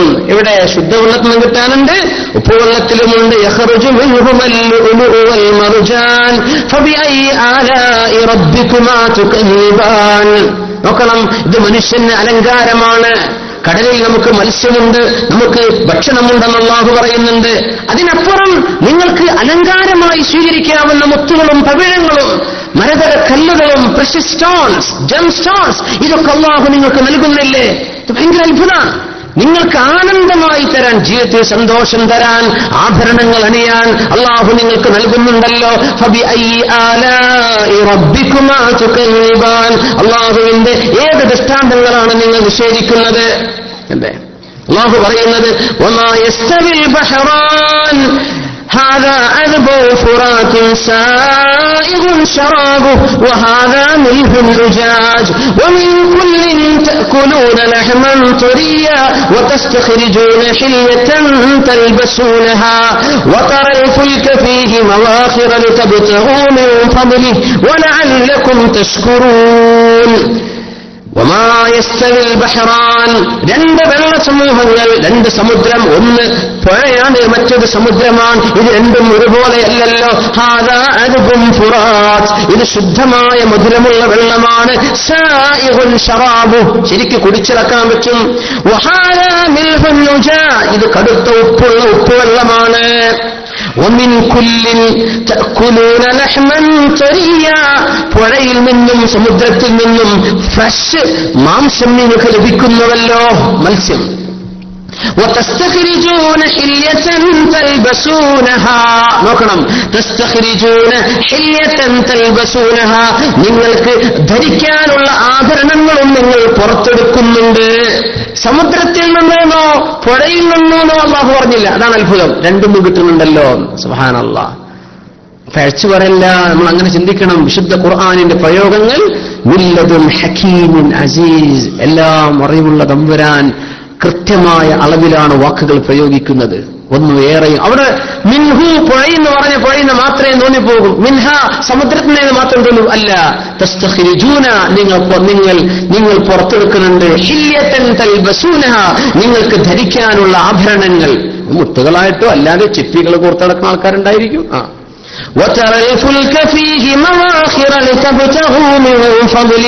അള്ളാഹുവിന്റെ ഔദാര്യം അന്വേഷിച്ചുകൊണ്ട് ഈ സമുദ്രങ്ങളുടെ തിരമാലകളെ കീറി മുറിച്ചുകൊണ്ട് പോകുന്ന നിങ്ങൾ കാണുന്നില്ലേ അൽ ഫുൽക്ക്, ഷിപ്പുകളെ കാണുന്നില്ലേ, കപ്പലുകളെ കാണുന്നില്ലേ? വലഅല്ലകും തഷ്കുറൂൻ, നിങ്ങൾ അല്ലാഹുവിനെ ശുക്ർ ചെയ്യുന്നില്ലേ? അപ്പൊ മത്സ്യം കാണുമ്പോൾ ശുക്ർ ചെയ്യണമെന്നാ, മീൻ കാണുമ്പോൾ ഇന്നെന്താ കൂട്ടാന്? മീനാണ്. അൽഹംദുലില്ലാഹ്, അല്ലാഹു തആല വെച്ച ഫ്രഷ്. എല്ലാ രാജ്യത്തും മനുഷ്യന്മാർ പോവാണ്, വലയെടുത്തിട്ട് പോവാണ്, കിട്ടണവരെ കിട്ടിയിട്ടേ തിരിച്ചു പോരും. മുമ്പൊക്കെ കിട്ടാതെ തിരിച്ചു വരും. ഇന്നൊക്കെ ശരിക്കും നാവിഗേഷൻ സിസ്റ്റം ഉണ്ട്. എവിടെ മീനുണ്ട്, എവിടെ ഏത് തരത്തിലുള്ള മീൻ എവിടെയാ കിടക്കുന്നത്, ഇതൊക്കെ കണ്ട് മനസ്സിലാക്കിയിട്ട് അവർ ടാർഗറ്റ് ചെയ്തിട്ടാണ് വല വീശുന്നത്. എന്നിട്ടാ കൊണ്ടുവരുന്നത്. ആരും കിട്ടാതെന്ന് പോരുന്നില്ല. സുബ്ഹാനല്ലാഹ്. ഇഷ്ടം പോലെ ഈ കോടിക്കണക്കിന് സ്ക്വയർ കിലോമീറ്റർ കിടക്കുന്ന അള്ളാഹുവിന്റെ സമുദ്രത്തിൽ എന്നും പിടിക്കാൻ വെച്ചിരിക്കല്ലേ? ഇത് തീർന്നിട്ട് ഇനിയിപ്പോ കുട്ടികൾ വലുതാട്ടെ, ഇനിയിപ്പോ മീനൊന്നും കിട്ടാനില്ല. അല്ല, കുറച്ച് കുട്ടികളെ കിട്ടി, കുട്ടികൾ നിന്നോ കുറച്ച് കഴിയുമ്പോഴേക്കും വലിയ മീൻ തന്നെ പിന്നെയും വരാൻ തുടങ്ങി. ഇങ്ങനെ ചെറുതും വലുതുമായി അള്ളാഹു മനുഷ്യന്റെ വലകളിൽ കൊടുക്കാതെ കുറെ ചെറുപ്പം മീനുകളെ വളർത്തിക്കൊണ്ടിരിക്കുക. ടൈമാകുമ്പോ വല വീശുന്നിടത്ത് അള്ളാഹു പറഞ്ഞേക്കല്ലേ, പിടിച്ചുകൊണ്ടുവരല്ലേ? സുബ്ഹാനല്ലാഹ്. ഇത് നിങ്ങൾക്ക് അള്ളാഹു ചെയ്തെന്നതല്ലേ? അള്ളാഹു ചോദിക്കുകയാണ്, നിങ്ങൾ ശുക്ർ ചെയ്യുന്നുണ്ടോ? അല്ലെ, മഗ്‌രിബിന്റെ നേരത്ത് മത്തി കൊണ്ടുപോയി കൊടുത്ത പെണ്ണുങ്ങൾ ചീത്തറിയ നാട്ടിലൊക്കെ അല്ലേ? പേരിനുണ്ട് മത്തി ഏറ്റെന്ന് പറഞ്ഞത്. അല്ല, കഷ്ണം മീനൊക്കെയാണെങ്കിൽ കുഴപ്പമൊന്നുമില്ല. മത്തിയാണെങ്കിലും അള്ളാഹു കൊണ്ടുവന്ന റിസ്ഖുൻ സാഖഹല്ലാഹ്, അള്ളാഹു തന്ന റിസ്ഖല്ലേ? അല്ലെ, അതിനൊന്നും കുറ്റം പറയാൻ പാടില്ല. ഇതൊക്കെ നാട്ടിലാ പറയേണ്ടത്, ഇവിടെ അല്ല. ഇവിടെ ഇപ്പൊ അങ്ങനെ മത്തി വരെ ക്ലീനാക്കി കിട്ടുന്ന സ്ഥലങ്ങളുണ്ട് എന്ന് പറഞ്ഞത് അല്ലേ? അപ്പൊ കാര്യമായിട്ട് പണിയൊന്നുമില്ല. ആയിക്കോട്ടെ. വലഹുൽ ജവാരിൽ മുൻശആതു ഫിൽ ബഹരി കൽ അലാം. ഇനി അള്ളാഹു പറയുന്ന വിഷയം അത് നമ്മൾ അവസാനിപ്പിക്കുകയാണ്. 5 മിനിറ്റ് കൂടെ. വലഹുൽ ജവാരിൽ മുൻശആതു ഫിൽ ബഹരി കൽ അലാം ഫബിഅയ്യി ആലാഇ റബ്ബികുമാ തുകന്നിബാൻ. വലഹുൽ ജവാരി, അള്ളാഹുവിന് ഉടമസ്ഥപ്പെട്ടതാണല്ലോ അൽ ജവാരിൽ മുൻശആതു ഫിൽ ബഹർ, കടലുകൾക്ക് വേണ്ടി നിർമ്മിക്കപ്പെടുന്നത്, വെള്ളത്തിൽ നിർമ്മിക്കപ്പെടുന്നത്. അൽ ജവാരി, സഞ്ചരിക്കുന്ന വാഹനങ്ങൾ വെള്ളത്തിൽ. കൽ അലാം, പർവ്വതങ്ങളെ പോലെ ഉയർന്നു നിൽക്കുന്ന, വലിയ കൊട്ടാരം കണക്ക് ഉയർന്നു നിൽക്കുന്നത്, വലിയ വലിയ മല പോലെ. കൽ അലാം എന്ന് പറഞ്ഞ കൽ ജിബാൽ, പർവ്വതങ്ങളുടെയൊക്കെ ഹൈറ്റ് പോലെ തോന്നിപ്പിക്കുന്ന കപ്പലുകൾ അള്ളാഹുവിന്റെ അനുഗ്രഹങ്ങളല്ലേ എന്ന് അള്ളാഹു ചോദിക്കാൻ. ഇതിൽ ഏറ്റവും വലിയ അത്ഭുതം, അന്നും കപ്പലുണ്ട്. പക്ഷെ ഈ കൽ അലാം, ഇങ്ങനെ തട്ടുതട്ടുകളായി കിടക്കണ കപ്പലൊന്നില്ല. അന്ന് കപ്പലുണ്ട്. ഈ കൽ അലാം എന്ന് പറഞ്ഞത് ഇന്നത്തെ കാലത്തേക്ക് മനസ്സിലാക്കാൻ കൂടിയാണ്. സുബ്ഹാനല്ലാഹ്. അന്ന് പായക്കപ്പലല്ലേ? ഇവര് വത്തൂത്തൊക്കെ പോയ കപ്പലൊക്കെ വത്തൂത്താമോൾ വെച്ചിട്ടുണ്ടോ അല്ലേ? അതിന്റെ ഒരു സാമ്പിൾ. സുബ്ഹാനല്ലാഹ്. അതൊക്കെ സാധാ കപ്പലുകളാ. അന്നത്തെ ചരക്ക് കപ്പൽ ഇപ്പൊ ഇന്ന് ദുബൈയിൽ വന്നു പോകുന്ന നമ്മുടെ ക്രീക്കിലൊക്കെ, ക്രീക്ക് അല്ലെ, ദുബൈയിൽ ധൈര്യൊക്കെ കാണുന്നില്ലേ? ആ കരക്കപ്പൽ ബോംബിൽ നിന്നൊക്കെ വരുന്ന ഈ എന്താ നമ്മൾ പറയുന്നതിന് ലാഞ്ചിലെ പണ്ടൊക്കെ ആൾക്കാര് ഗൾഫിലേക്ക് വന്നിരുന്ന കഥയൊക്കെ പറയില്ലേ? യാ അല്ലാഹ്. അന്ന് അതുള്ളൂ. അതിനെ പറ്റിയൊരു മല എന്ന് പറയണ്ടോ? അത് കടലിലേക്കാണ് നീങ്ങിപ്പോയി കഴിഞ്ഞാൽ പിന്നെ എന്താ ഇതിനെ പറ്റി പറയാം? സുബ്ഹാനല്ലാഹ്. വെറുതെ തമാശ പറയും ആൾക്കാർ. റൂം എവിടെയെന്നൊക്കെ നോക്കി വിസിറ്റ് വന്ന ആളോട് 4 നില കെട്ടിടം കാണിച്ചു കൊടുത്തത് ഇതിന്റെ പുറത്താന്ന് പറഞ്ഞു. പിന്നെ നോക്കുമ്പോൾ ആ കെട്ടിടം കാണാനില്ല. നോക്കുമ്പോൾ വെറുതെ കപ്പൽ നോക്കിയിട്ടേ പറഞ്ഞു, നോക്കി നോക്കുമ്പോൾ കപ്പൽ പോയിട്ടുണ്ട് അവിടെ ആ ശന്തകടലിന്റെ അടുത്ത്. അത് വെറുതെ വടായി പറയായിരിക്കും. പക്ഷെ ഈ തട്ടുതട്ടുകളായിട്ട് 8ഉം 10ഉം 20ഉം നിലകൾ ഹൈറ്റുള്ള കപ്പലുകൾ, കൽ അലാം, ഇതൊന്നും മനുഷ്യനുണ്ടാക്കാനുള്ള ടെക്നോളജി അന്നില്ല. പക്ഷെ അല്ലാഹു പറയാണ് ഇങ്ങനെ മനുഷ്യനുണ്ടാക്കുന്നു. നമ്മൾ വിചാരിക്കുന്നുണ്ടോ എന്നാ പിന്നെ ഫ്ലൈറ്റൊക്കെ വന്നിട്ട് പിന്നെ കപ്പലിനെ പറ്റി പറയാൻ വല്ല പ്രസക്തി ഉണ്ടോ? ഇല്ലേ? സാധനങ്ങൾ, ഗുഡ്സുകൾ ട്രാൻസ്പോർട്ട് ചെയ്യണമെങ്കിൽ കപ്പൽ വേണ്ടേ? കണ്ടെയ്നറുകളിൽ സാധനങ്ങൾ വരണ്ടേ? ഇതിന് ഇന്നും കപ്പൽ വേണ്ടേ? എല്ലാ രാജ്യങ്ങൾക്കും കപ്പലില്ലാതെ ജീവിക്കാൻ പറ്റുമോ? തുറമുഖങ്ങൾ വേണ്ടേ? എല്ലാ രാജ്യങ്ങളിലും ഷിപ്മെന്റുകൾ നടക്കുന്നുണ്ട്. സാധനങ്ങൾ, കോൺക്രീറ്റുകൾ, ടൈലുകൾ, മാർബിളുകൾ, മലകളൊക്കെ കൊണ്ടുവരുന്നത് കപ്പലിലൂടെ. ഗൾഫിൽ ഇവിടെ തന്നെ അബുദാബിയിലോ ദുബൈയിലോ UAE-യിലുള്ള ബിൽഡിംഗുകൾ ഉപയോഗിച്ച മാർബിൾ ഒന്ന് ആലോചിച്ച് നോക്കി, എവിടെ നിന്നൊക്കെ വരുന്നത്? എത്ര വെയിറ്റ് ഉണ്ടാവും ഇതൊക്കെ വരുന്ന കപ്പലുകളിൽ? മലകളങ്ങ് താങ്ങിക്കൊണ്ടിരില്ല. അൽ മുൻശആതു ഫിൽ ബഹർ, ഇങ്ങനെ ഭാരങ്ങൾ ചുമന്നു വരുന്ന കപ്പലുകളെ വെള്ളത്തിലേക്ക് താഴ്ത്താതെ അതിന്റെ അടിയിൽ നിന്നും ഗ്രാവിറ്റി, പുഷ് ആൻഡ് പുൾ, അള്ളാഹു വെള്ളത്തെ പൊക്കി നിർത്തിയിട്ട് ഈ കപ്പലിനെ താഴാത്ത രീതിയിൽ കൊണ്ടുവരാൻ സമുദ്രജലത്തിന് സാന്ദ്രത കൊടുത്തത് അള്ളാഹു അല്ലയോ? ഇതാണ് വിഷയം. ഇതിനെപ്പറ്റി നിങ്ങൾ ആലോചിക്കുന്നില്ലേ? കപ്പലുകളില്ലാത്ത ലോകം ചിന്തിക്കാൻ പറ്റൂല. ഫ്ലൈറ്റുകൾക്ക് എത്ര കാര്യം കൊണ്ടുവരാൻ പറ്റും? പച്ചക്കറി കൊണ്ടുവരാൻ പറ്റുള്ളൂ അല്ലേ? മണലും സിമെന്റും കൊണ്ടുവരാൻ പറ്റുമോ? ഇല്ല. കല്ലുകൾ കൊണ്ടുവരാൻ പറ്റുമോ? പറ്റൂല്ലെന്നല്ല, പക്ഷെ നടക്കൂല. അതിന്റെ കോസ്റ്റ് നോക്കിയാല് നമ്മൾ വരെ എയർ കാർഗോ വിടുന്നില്ലല്ലേ, ഷിപ്മെന്റേ ഉള്ളൂ. 40 പൈസ ആയിക്കോട്ടെ, കുഴപ്പമില്ല, കിലോക്ക് എത്രയാണെന്നാ ചോദിക്കുക. മറ്റൊരു എയർ കാർഗോ താങ്ങൂല, ആയിക്കോട്ടെ. ഇതിനൊക്കെ ലിമിറ്റ് ഉണ്ട്. കപ്പലുകൾ ആശ്രയിക്കാതെ ഇന്നും മനുഷ്യന് ജീവിക്കാൻ പറ്റൂല. അപ്പൊ ഖുർആനിന്റെ പ്രയോഗങ്ങൾ പ്രസക്തമാണെന്ന് പറയാൻ. വലഹുൽ ജവാരിൽ മുൻശഅതു ഫിൽ ബഹരി കൽഅലാം, മഹാപർവ്വതങ്ങളെപ്പോലെ തോന്നുന്ന കപ്പലുകൾ അല്ലാഹു നിങ്ങൾക്ക് പഠിച്ചിട്ടില്ലേ? ഫബിഅയ്യി ആലാഇ റബ്ബികുമാ തുകദ്ദിബാൻ. യുഎഇ അബൂദാബിയിലൊക്കെ ജീവിക്കുന്ന നമ്മളൊക്കെ ഈ കപ്പലുകളിൽ നിന്ന് വരുന്ന സാധനങ്ങളെ നമുക്ക് തിന്നാൻ കിട്ടുന്നത് അല്ലേ? അല്ലാഹു എത്ര സ്തുതിക്കണം. എന്ത് തിന്നാലും അല്ലേ, എന്ത് സാധനങ്ങൾ എടുത്ത് നമ്മൾ ഉപയോഗിക്കുന്നതോ വസിക്കുന്നതോ വീടുകളോ എല്ലാ സംഗതികളും ഇതിൽ ഉപയോഗിക്കുന്ന സാധനങ്ങളെല്ലാം ഷിപ്മെന്റ് ചെയ്തതാ, ഷിപ്പിലൂടെ വരുന്ന കാർഗോയാണ്. സുബ്ഹാനല്ലാഹ്.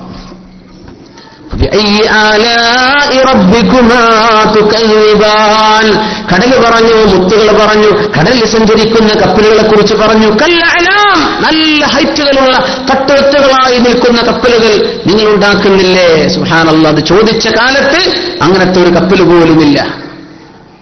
ടൈറ്റാനിക്കൊക്കെ മുങ്ങിയ കഥകളും ചരിത്രങ്ങളൊക്കെ നമ്മൾ പറയും. സുബ്ഹാനല്ലാഹ്, പടച്ചതമ്പുരാനെ വെല്ലുവിളിച്ചു അല്ലെ. ഒരുപാട് നിലകളുള്ള കപ്പലുകളാണ് എന്തിനെ അതിജീവിക്കാൻ പോകുന്നത്. പക്ഷേ ഒരു വെല്ലുവിളി നടത്തി ഇറങ്ങിയതാ, അല്ലാഹുവാണ് മുക്കിക്കളഞ്ഞു. സുബ്ഹാനല്ലാഹ്, വലിയ അത്ഭുതമല്ലേ, പഠിക്കാനില്ലേ? The sinking of Titanic.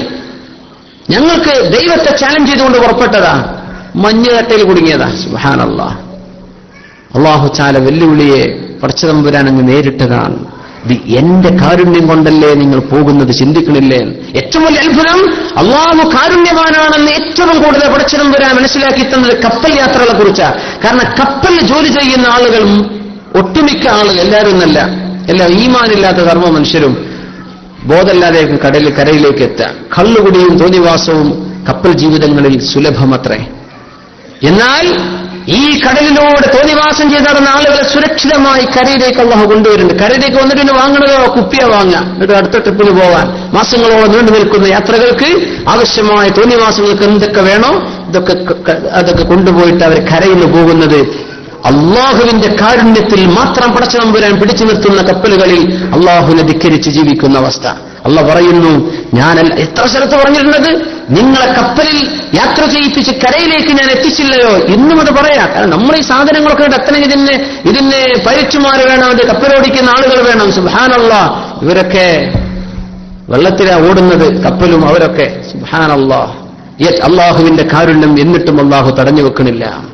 ഇതാണ് വലഹുൽ ജവാരിൽ മുൻശഅതു ഫിൽ ബഹരി കൽഅലാം ഫബിഅയ്യി ആലാഇ റബ്ബികുമാ തുകദ്ദിബാൻ. ഇങ്ങനെ നമ്മുടെ ജീവിതത്തെ ബന്ധിപ്പിക്കുകയാണ് അല്ലാഹു. അല്ലാഹുവിന്റെ ഇടപെടൽ നിങ്ങളുടെ ജീവിതത്തിന്റെ ഓരോ സംഗതികളിൽ നിങ്ങൾ കാണുന്നില്ലയോ?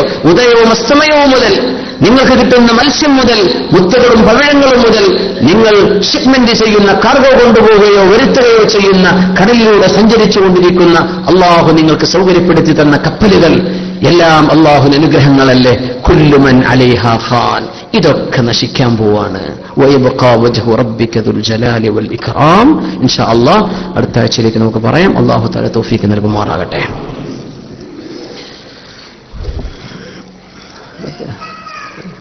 ഒന്നുമില്ലല്ലോ, എന്തേണ്ടാ?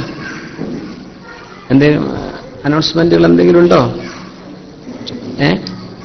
ഇല്ല, ദ്വാരക്കല്ലേ. നമ്മൾ 8:00 തുടങ്ങുന്നത് കേട്ടോ. ഇൻഷാ അല്ലാഹ് അങ്ങോട്ട് സംസ്കാരം അടുത്ത്.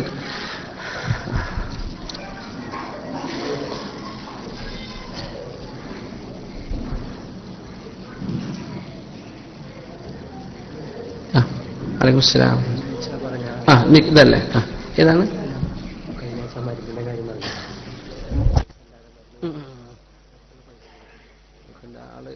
ആളാരെന്നോ രോഗിയാളെന്നൊക്കെ അറിഞ്ഞോ?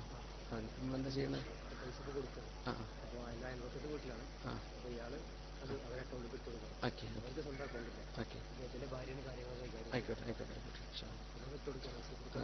അതെ അതെ അതെ, നിങ്ങൾ ചെയ്യണം. അല്ല, ഒന്നുകൂടെ വന്നോട്ടെ. നമ്മള് ആ വിഷയം നമ്മുടെ നിങ്ങൾ ആളറിയാതെ നമ്മളൊരു രോഗിയായ ഒരു സ്ത്രീക്ക് മരുന്ന് വാങ്ങാൻ പ്രയാസമാണെന്നൊക്കെ പറഞ്ഞൊരു വിഷയം വന്നപ്പോഴേ ഒരാൾ സഹായിക്കാൻ തയ്യാറായി. അൽഹംദുലില്ലാ, ആ രോഗിയുടെ അയൽവാസിയായ ഒരാൾക്ക് ആ വിഷയം അയാളെ ഏൽപ്പിച്ച് അദ്ദേഹത്തിന്റെ അക്കൗണ്ടിൽ നിന്നത് കൊടുത്തിട്ട് പാവപ്പെട്ട കുടുംബത്തിലേക്ക് കൊടുക്കുകയാണ്. ഇൻഷാ അല്ലാഹ് അത് നമ്മൾ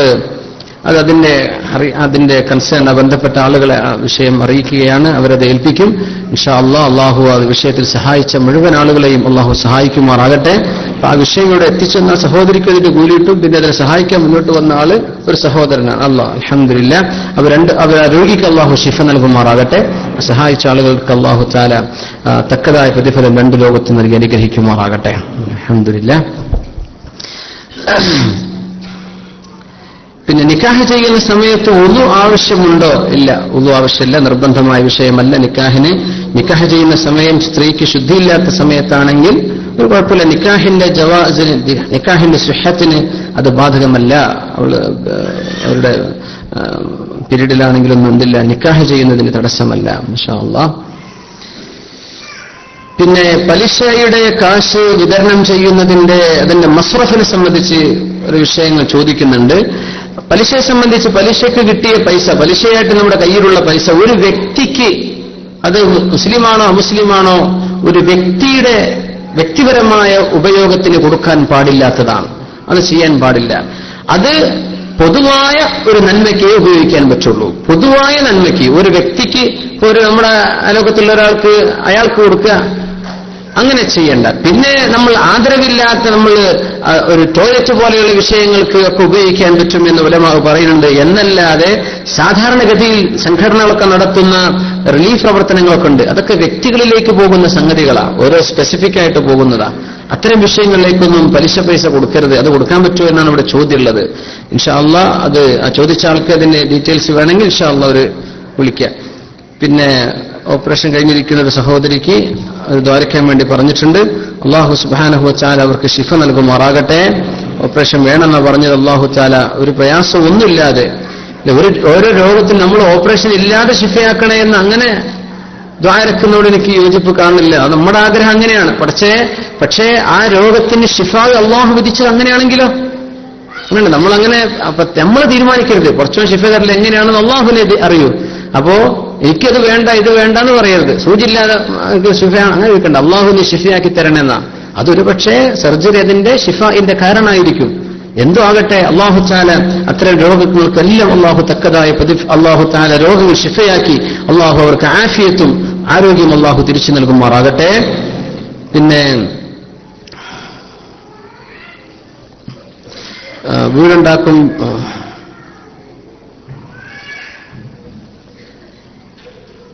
പിന്നെ ഇവിടെ ഈ തെക്ക് വടക്ക് പടിഞ്ഞാറ് വിഷയം, അത് അതിന്റെ എക്സ്പേർട്ടുകളോട് ചോദിച്ചു. വീടുണ്ടാക്കുന്നതിന്റെ നമ്മളത് മുമ്പ് ഇവിടെ സൂചിപ്പിച്ചിരുന്നു.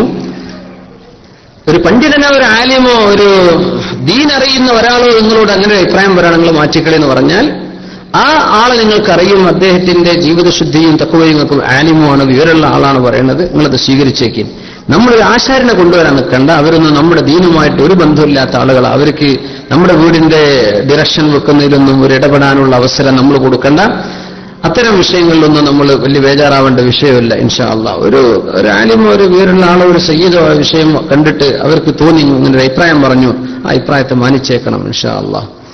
എന്നല്ലാതെ നമ്മൾ വെറുതെ വസ്വാസാകരുത്. ദ്വാരക്കാൻ വേണ്ടി പറഞ്ഞ വിഷയമുണ്ട്.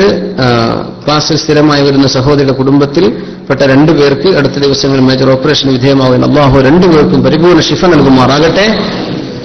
ഒരു സഹോദരൻ കല്യാണം കഴിഞ്ഞ ശേഷം കുടുംബത്തിൽ കലഹമാണ്. അതുകൊണ്ട് പ്രവാസം മതിയാക്കി പോവാണ്. യാ അല്ലാഹ്, ബാധ്യതകളൊക്കെ ഉണ്ട്. അല്ലാഹു തആല ആ സഹോദരന്റെ കുടുംബത്തിലെ ബുദ്ധിമുട്ടുകൾ അല്ലാഹു തആല സലാമത്താക്കുമാറാകട്ടെ.